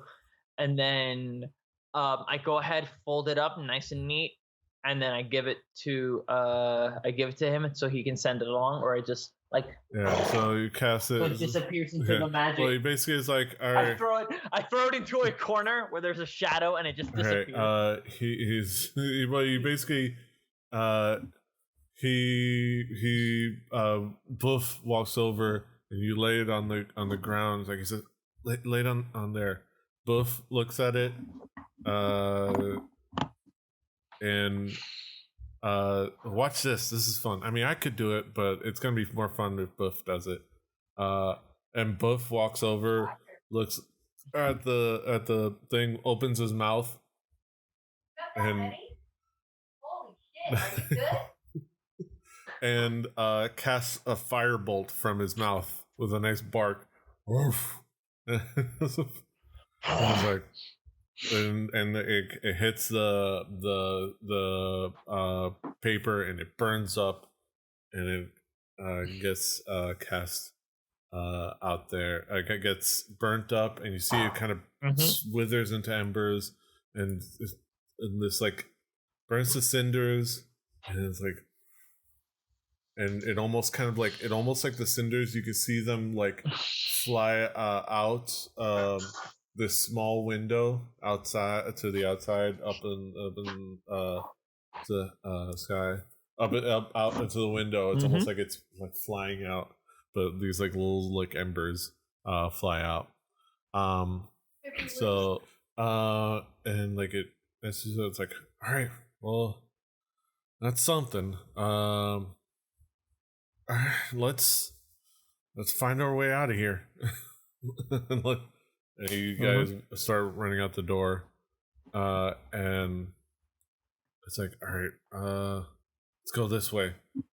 And then you run you further like down the same direction you were running. Yeah, just staircase after staircase, very Scooby-Doo montage. And then like you try to like you do a pretty good job running across running away from things. You might have to like go down some stairs and then go up. You turn a corner, and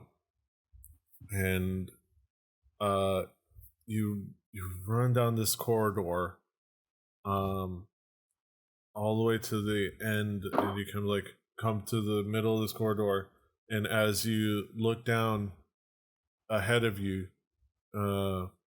you see two guards turn the corner, and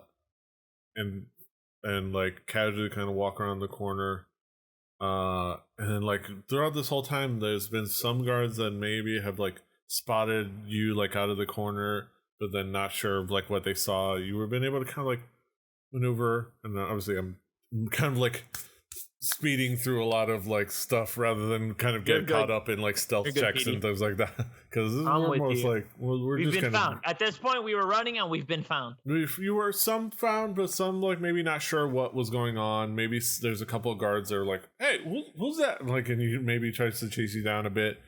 But at this point, you're in this corridor, and these guards turn the corner. It's like, we're hiding. I'm assuming we're like hiding in the equivalent of a janitor's closet. well, you're out. Just like in they're this running corridor. by, they're looking for us, but like you're out. We're not discovered actually. yet. So you're at this corridor with like these like various open windows, out, and you see like the moonlight kind of shining through the various windows, and you're out in this open corridor, this open hallway, and they see you. They're looking at you, and you're looking at them, and they definitely see you. And then from behind you, the other end of the corridor, there's like three guards that seem to have run into the other side of the hallway. They're at either end of this hallway, and all you have is guards at either end, and the windows behind you. Treferis looks at you and looks at the guards, and then looks at the window. He goes, "Can I ask you trust me?" Better question is, do you trust me? You got something on you I can grab? You got a stick I can grab? Something on you? Something I can? Let's cane, a belt, something. You can just grab my waist. Go ahead and grab on tight. Let's go, and then like, all right, let's jump. You two jump. And then just like before you can react, Treferis jumps out the window, and you like are pulled along with him, and Buff jumps along with you, and you see below you, let's say like maybe a couple, like maybe 300 feet of distance, and before you see any ground. You've been quite, and you're falling, and Toro starts whispering that to himself. Home, home, home. But where? It's where the heart is. Yeah. Where the hearth is. I don't know how to do this. He's like arguing with the paper at this.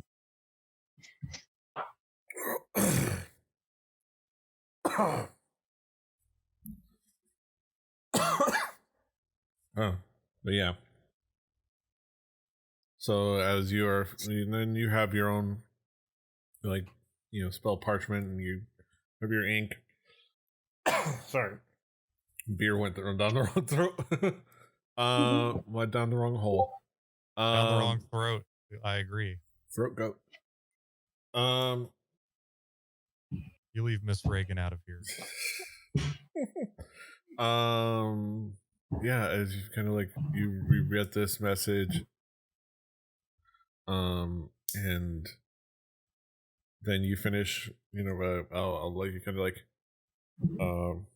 finish your message. Yeah, I actually wrote it here. So, but obviously Toro just sends it.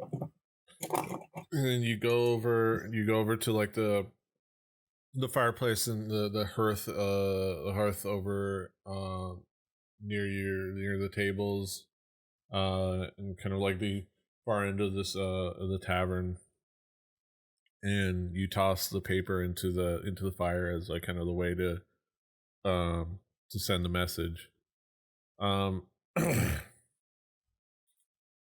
So you know, I trust you guys. I'll just go with it. Tumbao, real Tumbao. You know, in that moment, you had sent the message.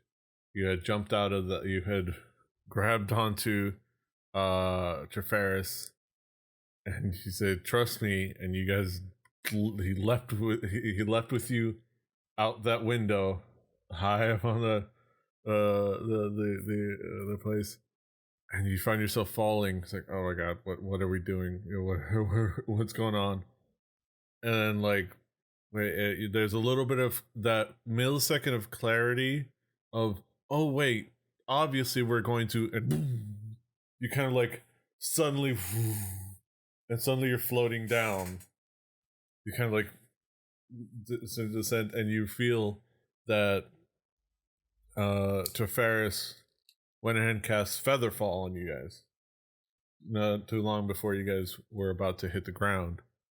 He's like, kind of like float down, and you kind of float down out into like this like canopied area that's just outside the facilities, and kind of get down, try to be, you know, a little bit inconspicuous, and you know, as you're kind of like dusting yourself off, you get a paper as that arrives in your pocket, and you can feel it, and you open it up, and what does it say, V? Ding, mail's done. Oh, I got a letter. It's the mail, it never fails. What does the letter that Toro wrote say? Yeah, and if you want, we can go to the secret chat if you want. Makes me want to wag my tail. Wait, I'm reading it out loud. Oh, okay. Yeah, or you we can, for the show, we can do it in the secret chat if you want. In the secret room. Yeah, if you don't want us to know, I'm then just read confused. Is everyone now reading this letter? No, it's just no. Tumbao So what he's somewhere. trying to say is, we have, like, if there's people watching, they need to hear what you're reading. But if you don't want us as the party to know, then go down. I'm trying to find out which one of the characters. Yeah, Tumbao. Well, hearing. you send it to Tumbao. You know, as far as like, presumably, hopefully, she receives it. Yeah. Yeah, let's do the private chat so everyone can hear it. Okay, so boom, boom, boom, boom, boom, boom, boom, boom, boom. All right. So you know, Tumbao, in like this like disarray, you open up the letter, and it says, remember what Trefaris always told us? Your strength is your solution. But I don't feel strong right now. I saw your note. What was the summon spell again? Your friend. Yeah. Yeah. Let me see the ability. Would I be able to do some sort of Arcana check now that I'm in a safer location casting Featherfall and I'm reading this note, and I can sit down and write it down? Would I know how to cast that summoning spell? Like which summoning spell? Like the. I'm assuming one that would, using at least my knowledge of Arcana, would I know that there's an actual way to like summon me from point A to point B? Let's see. As you know, kind of like, I'm assuming it would be something either fairly difficult to do, or would require like a stronger mage that the party would have to find.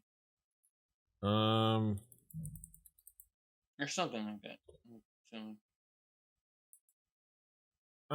So, if you're thinking it on your own, yeah, you can go ahead and give me a Arcana check with your actual stats. Yeah, I was gonna say, how do I do this properly? Should be able, are you on D&D Beyond? I am now, so it should just be an easy roll. Yeah, you should be able to just click the Arcana. 20. go to where are my skills? Here's my saves. What are my skills? Should be under. This is so fun. Should be under in your under like all your skills. There should be Arcana, and you should just be able to click the plus whatever it is. 11. An 11 total. Mm-hmm.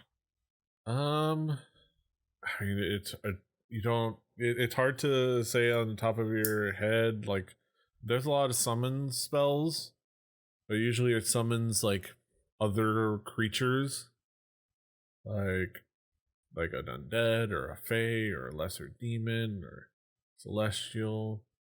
Yeah, but for mortals to go from point A to point B. At least I know that it's not impossible. I just don't have the knowledge. I mean, the only thing you can think of is just a plain teleport, or like things like plane shift. But yeah. All right. I wouldn't be able to send another letter because I'm not by a fireplace. No, and let me see. Let me make sure I know the feature.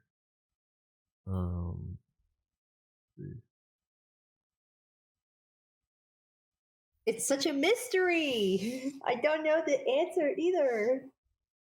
I'm both the player and the audience right now. Where is it? Okay. Oh, description. Okay. Next is okay. If you write a letter in a special arcane ink and address it to a member of the Volstrucker and cast it in a fire, a letter will burn. Okay, so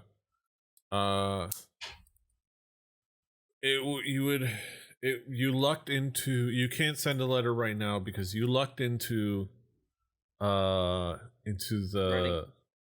paper and the ink was just lying around. And obviously you don't have any ink on you right now. You know. So and it's gonna be probably a little bit more involved to go find regular paper, but the key is you need to get some specifically the ink that is used to scribe like spells into a spell book. So your spell writing ink. And it costs about like 10 gold pieces a page.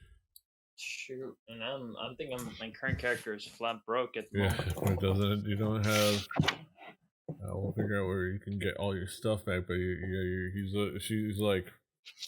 What do I currently have on me, Petey? I think just your robe. Yeah, just like your robe. You're just like your my skivvies. Yeah, and yeah. Your stuff may have been taken by somebody. Then it just sounds like right now's the time to run.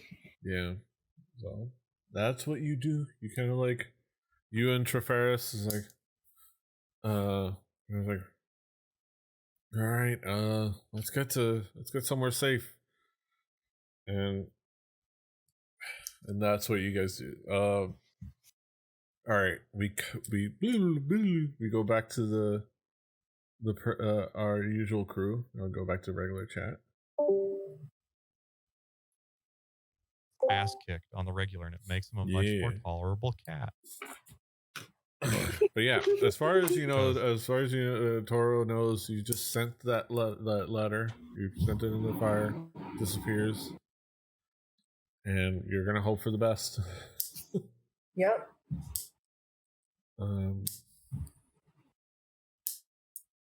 Yeah. All right. Well, is there anything else you guys discuss? Like, Declan's like, So, what is your guys' game plan?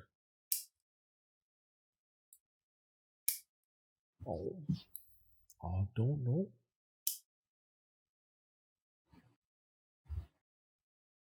What's Herb have to say? Herb's like, this is also crazy. I have no idea. I'm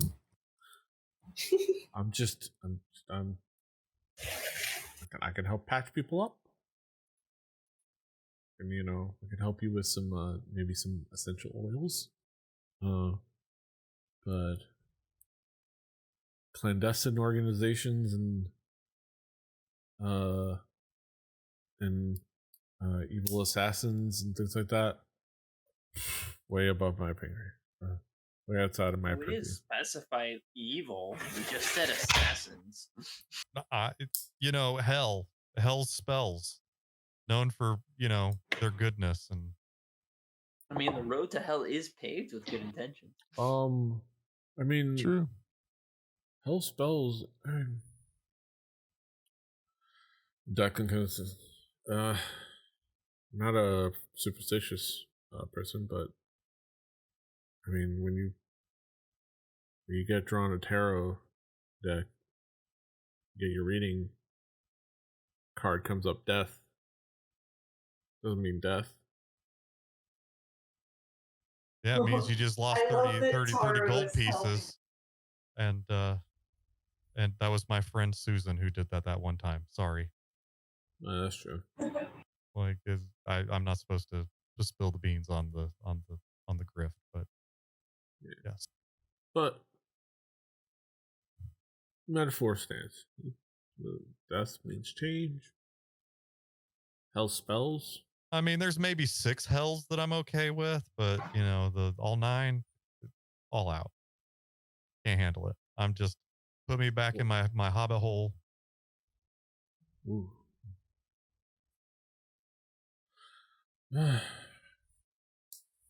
My legally distinguishable halfling hole. I just have to say, I've never been to hell, never heard of hell, never met anyone from hell, don't know anything about hell. This bracelet was handed to me. I used it today. Didn't know Sure, that you've was heard gonna of happen. hell. You've heard of all? There's 9 of them. You gotta know at least one of them. Well, I don't know anything about them. Yeah, non-alcoholic lager. Wait, no, that's a Horseman of the Apocalypse. Yeah. Do you guys think we need to take watch tonight since this just happened a few hours ago? Do you think we're safe to just sleep like normal? What would you guys feel comfortable with? Did I notice magical correspondence being sent, or was that done elsewhere? Toro kind of did it at the table. I would say Toro probably didn't get too.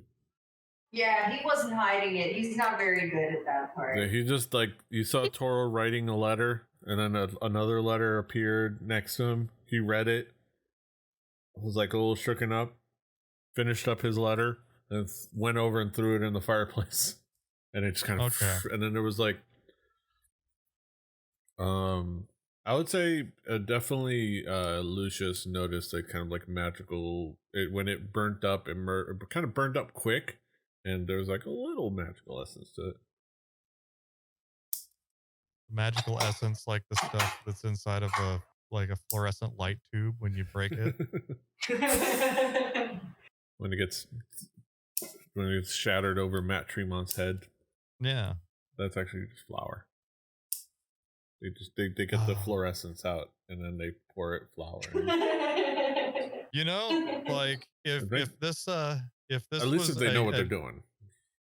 If this That's was an fluorescence. If this was an adventure that Petey wrote instead of the premise of this game of him using modules that other people wrote, I would feel a little more ease about my decisions that I make from this point. But you don't know if what's what. Yeah, I don't some know what of it's Dave's got up modules, his some of sleeve. it's my world see, building. no, I also don't know what's what, so it's fun for me too. Yeah. Toby does not like this. Toby just wants to go and try to make a living and do the best he can. Toby, we're going back to the town where we're going back to. You gotta sow your oats out in different places. You gotta. Toro heaves in a breath. Toby, are you a musician? an artist? No, Which one of I am an you is a artiste. musician? we all are. All of you are musicians? Literally every single one of us, including Chavo.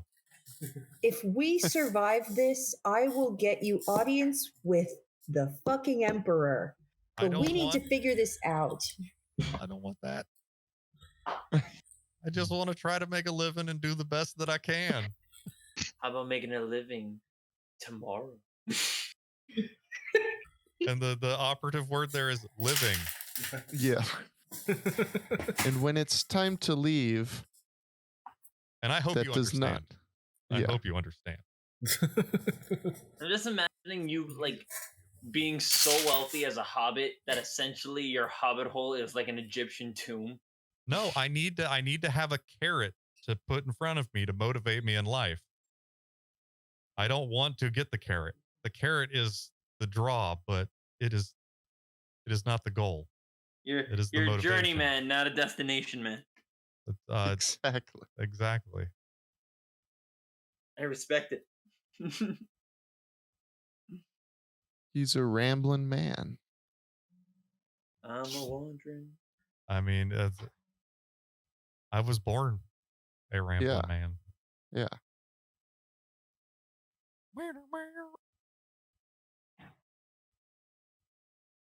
I'm struggling with problem solving, you guys, because my brain is absolutely fried from doing so much problem solving at work. This is challenging for me.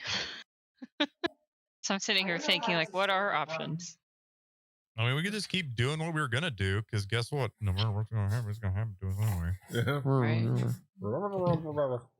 The destiny is going to come for us all, and Destiny. something tells me destiny is the I'm a name bigger of the fan of assassin Destiny, that's too. gonna be stabbing a dagger into my heart. Oh, Destiny No one is is the going to dancer. kill you. If I have anything to do with it, no one's going to kill you. No, Destiny mean, is, you have is the, everything to do the with- dancer cover that the assassin will use Yes, destiny. on center stage. Assassins only kill if there's a job involved. Uh-huh. It's not like we're just murderers. No, you're murderers for hire. For hire. Who's trying to murder you? Whoever's trying to murder you. No. Yeah. They're trying to murder me. And if you get in their way, they'll murder you. No, they'll probably murder us too, because they're kind of good at it. Like they do it for a job. They don't have any reason to murder you if it's who I think it is. I'm not willing to take that risk. Or you know. Yeah, I'm Mortal Pipes is like I'm with Toby. But I don't know what we can do about it. We can complain about it a bunch. That's what I'm doing right now, Mortal. Yeah. So do we just carry on like normal? And if the assassins come, like it's almost like we're drawing them out by keeping Toro with us? Normal. Yeah. You guys should continue on, but I need to find my friend. I am hoping that she will get back to me. Bro, she's just not into you. The book. Let me hand you this. Listen, you don't know that. You don't even know me. No, I don't. I really don't. Yeah. But I have a good idea that We're gonna be together forever.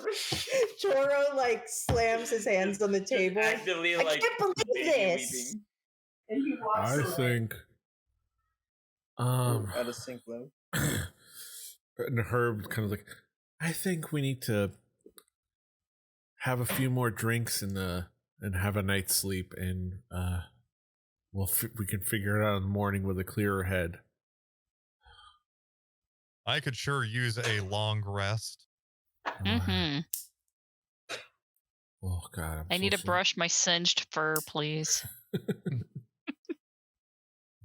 Like, I need to wash this non-coagulated blood. you have you have singed eyebrows, and how it is that you have fur everywhere, but in the area with your eyebrows, you have no fur. Oh, that's the worst. It's like somehow it singed only that area. You've got Joe Dirt going on, but cat version. Gross. The reverse. All right, well, let's do. All right. You guys montage continue, having, a few more drinks, kind of like contemplating things and your path forward. And you kind of like all one by one start getting ready for bed. What how do you guys divide the rooms? How do you guys? Why do you ask? Not just to Okay.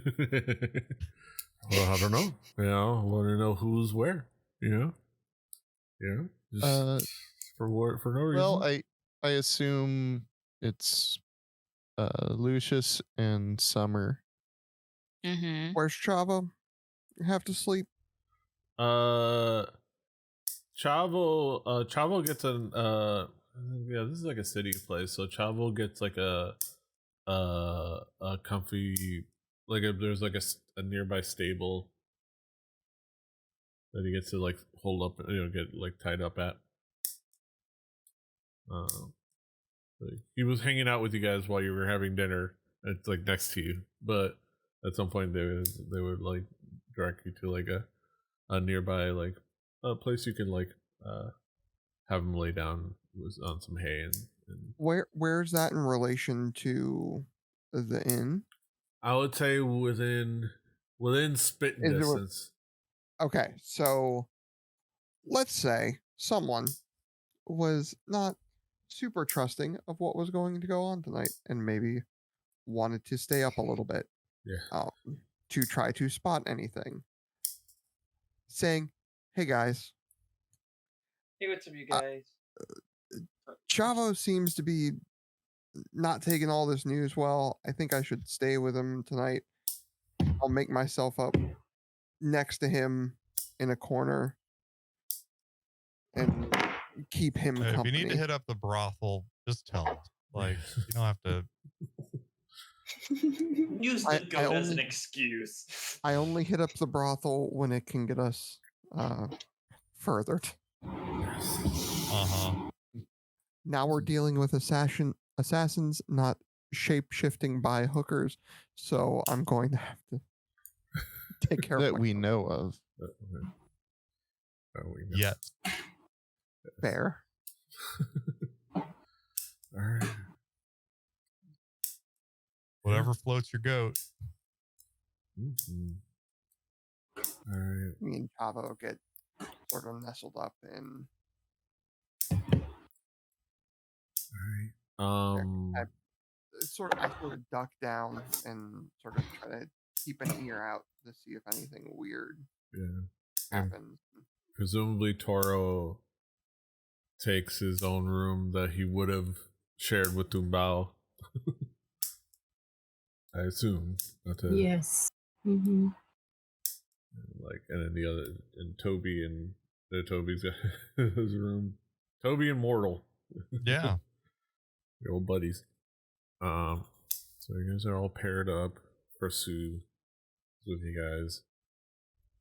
I'll start with Toro. Toro, you kind of are left thinking about what like summoning if we want, as you kind of like start to like more concentrate on that, you can give me an Arcana check. Roll me an Arcana check. Yep. Here we go.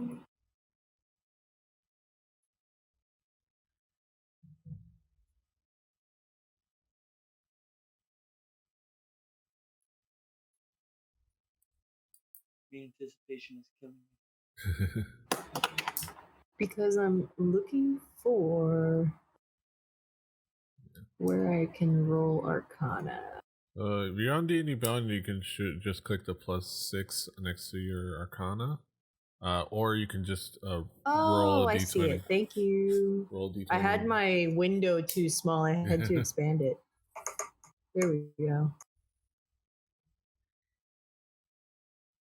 10. What'd you get? 10. It's hard to kind of like think on your like, you know, education in the arcane. It's not some things are coming in. You would say this is a baby murder man. Baby murder man does not remember school at all. But I mean, you understand that it's a lot harder to reach out and summon another living humanoid, or goblinoid or orcoid.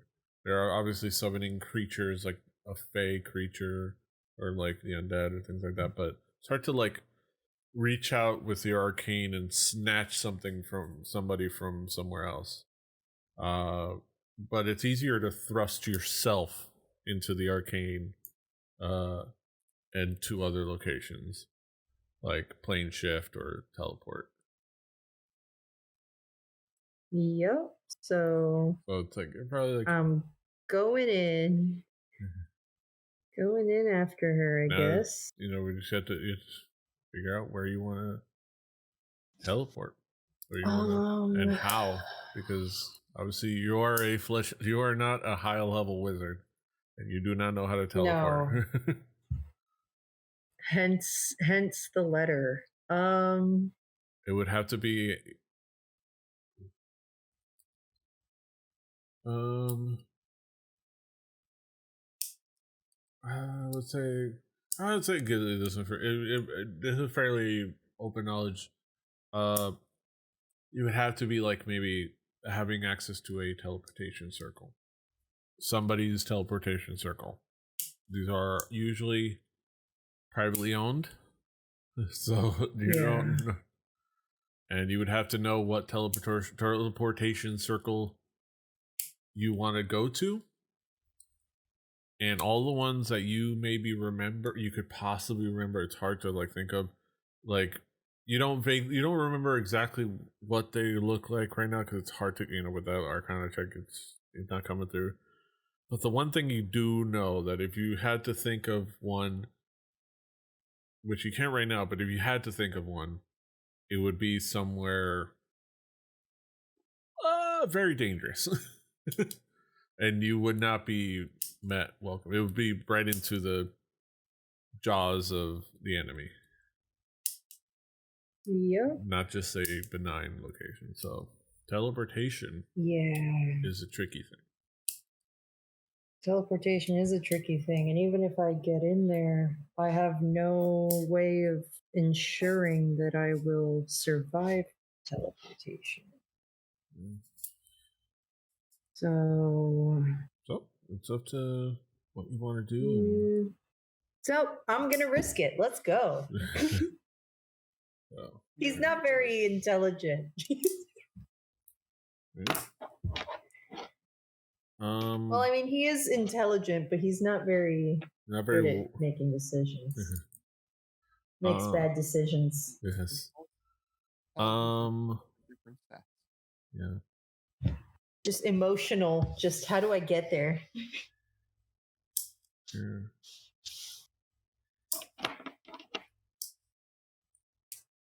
All right.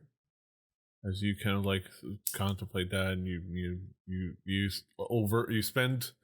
overthink yourself to sleep, and then finally fall asleep. We move on to anywhere else. I'll go with Daisy and Lucius. Do you guys discuss anything before, you know, as you guys are crashing? That was a fucked up day, man. Yeah. Just gotta say. Someone had to say it. Yeah. I feel better getting that off my chest. I'm gonna meditate and go to bed. Okay. Yeah. Yeah, I guess it. Yeah, probably no moonlight walks tonight. Might be. Well, I mean, I don't know how. Like, I guess we're in danger. I don't really know like how immediate the danger is. Yeah, exactly. There's no room for caution in a life lived to the fullest. That's true. So you do you. Yeah.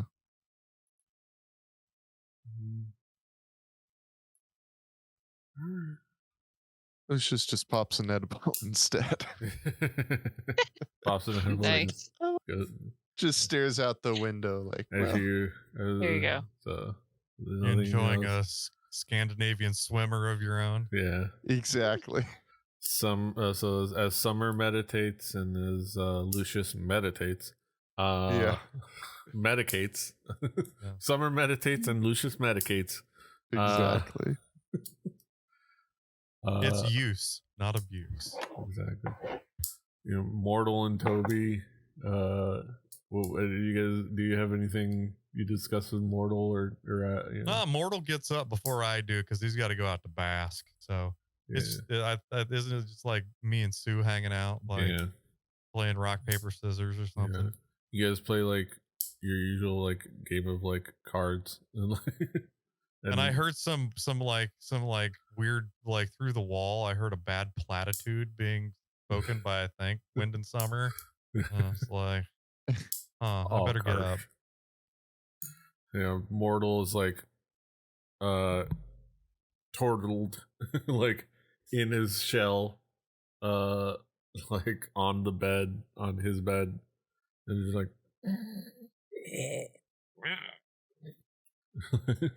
sleep. Man, having a 4-chambered heart is really awesome. Mm-hmm. Absolutely. High blood pressure though. These red blood cells without nuclei. They're like pennies just floating through tubes. Yeah. If there's nothing else, you guys go to sleep. Solero. Yes. Give me a perception check. Oh shit! I think I closed D&D Beyond. That. Of course, when I think that we're out of the part where like my skills matter. I wanted to get like everything and then see what. Perception, you say? Yeah, perception. Perceive. Oh God! Really? Yeah, the rolls have been like low tonight. Honestly, yeah. Nothing's been above 15. Wait, did it come through? Did it? Because it was 9. Come on, Aaron, Jesus. I didn't see anything. I did it in D&D Beyond.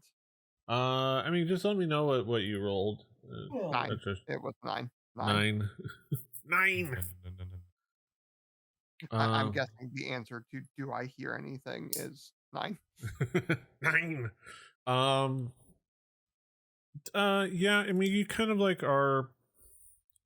You kind of like you do a little bit of pacing as you're trying to kind of focus on keeping watch and making sure that you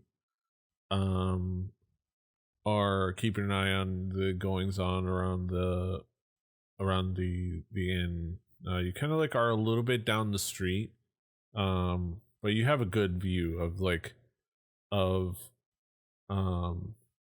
the entrance and the side of the inn. You kind of like are down the street where it goes past it, the side of it. So you have from your vantage point that the front is facing you, but to like the side and like directly down the street is the side of the building. So you can kind of like, you would be able to see if somebody interacts with the side of the building. You would be able to see if somebody comes in and out of the behind of the building, at least from this side. And you see, you see the goings on of the front. You more or less are able to like for a little while, keep an eye on the ins and outs, people coming in and out. The occasional just drunken fist fight happening out in front. Yorera kicking somebody out every once in a while. It's like, do you see somebody like fly out like DJ Jazzy Jeff? Like out the front door. And it's Yorera coming out like Uncle Phil, like slapping her hands, like wiping her hands. It's like, you stay out. And mostly kind of amuses you, and then you kind of like are a little lost in thought with the goings on of the day, the uncertainty of your path forward, and what kind of danger you might be in. You were already having some shape-shifting devil threatening you passively. And now you have this government connected organization, possibly connected with somebody that you're associated with. So you don't really see much, and most of the night is spent lost in thought of your concerns and your worries of the future and what's going on. And you kind of like, once you kind of like, you figure you've seen all that you're going to be able to see, you kind of like tuck in next to Chavo. Chavo kind of like just looks at you, like obviously like concerned, like Chavo opens his mouth and says Hakuna Matata. But he looks at you like, and it's almost like he can tell something's up, and he's like, he just kind of like puts his head on your shoulder as you kind of like sit up. We'll get through this one. I sort of level back up. Hey, where's your microphone at, man? Is it like? I can't. I was see just. there it was all. Hey. Whisper. I just sort of bury my head in his fur, his hair, and we'll get through this one, bud. We'll figure it out. As I fall asleep, he takes off his mask. Mm-hmm. All right. And you'll mostly just have a nice, calm night's sleep. Or not calmish. A little bit of toss and turning, a little bit of concern, but for the most part, just nothing particular occurs.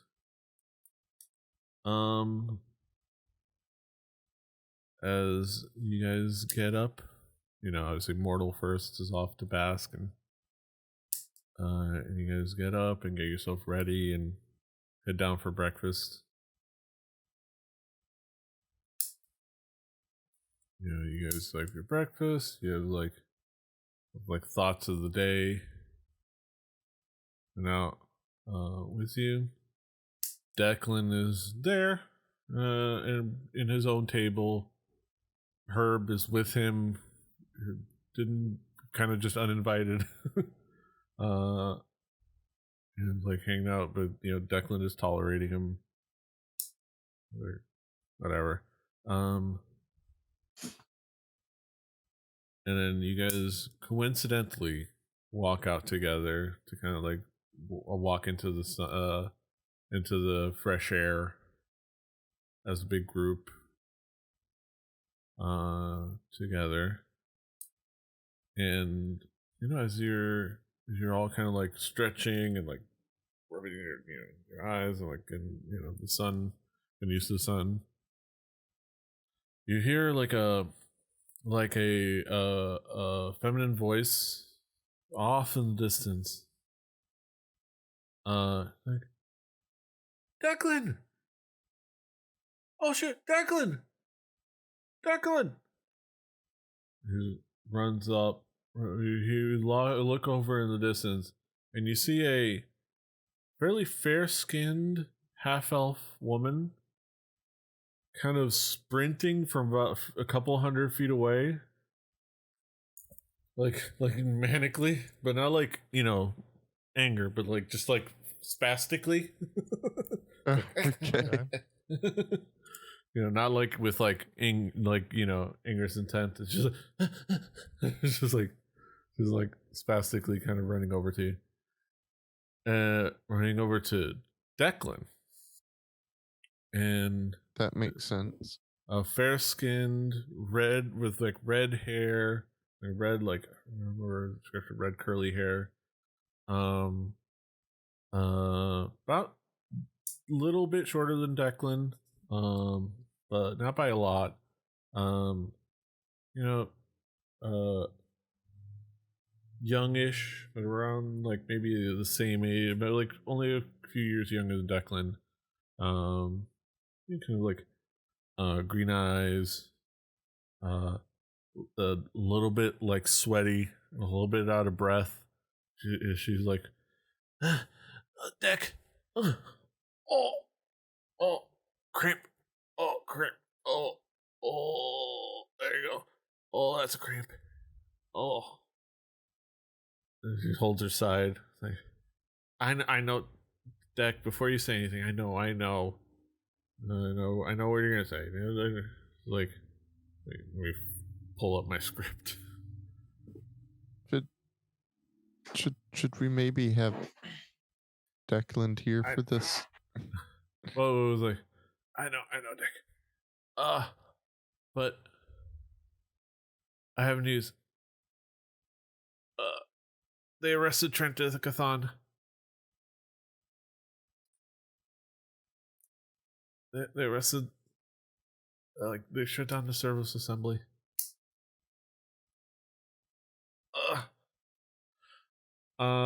And as she says this, before she can elaborate further, that's what we're gonna call it for today. All right. All right. My least favorite Transformer Tritethicon.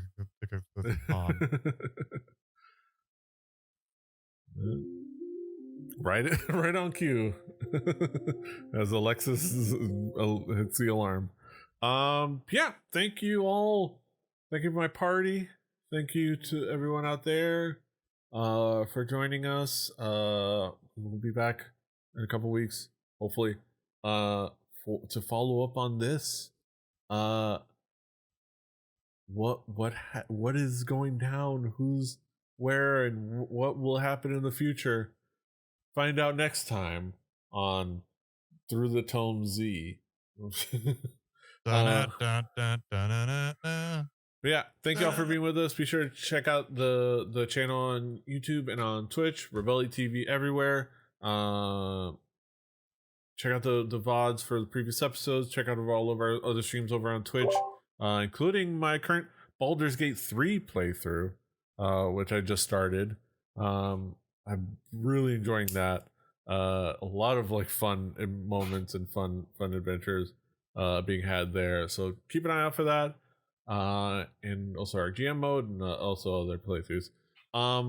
Yeah. That's it for now. Like, share, subscribe, do all the things. Until next time. Hasta los huevos. Bye-bye. Bye-bye. Bye. Annyeong. Hashtag find Luke. Fighting.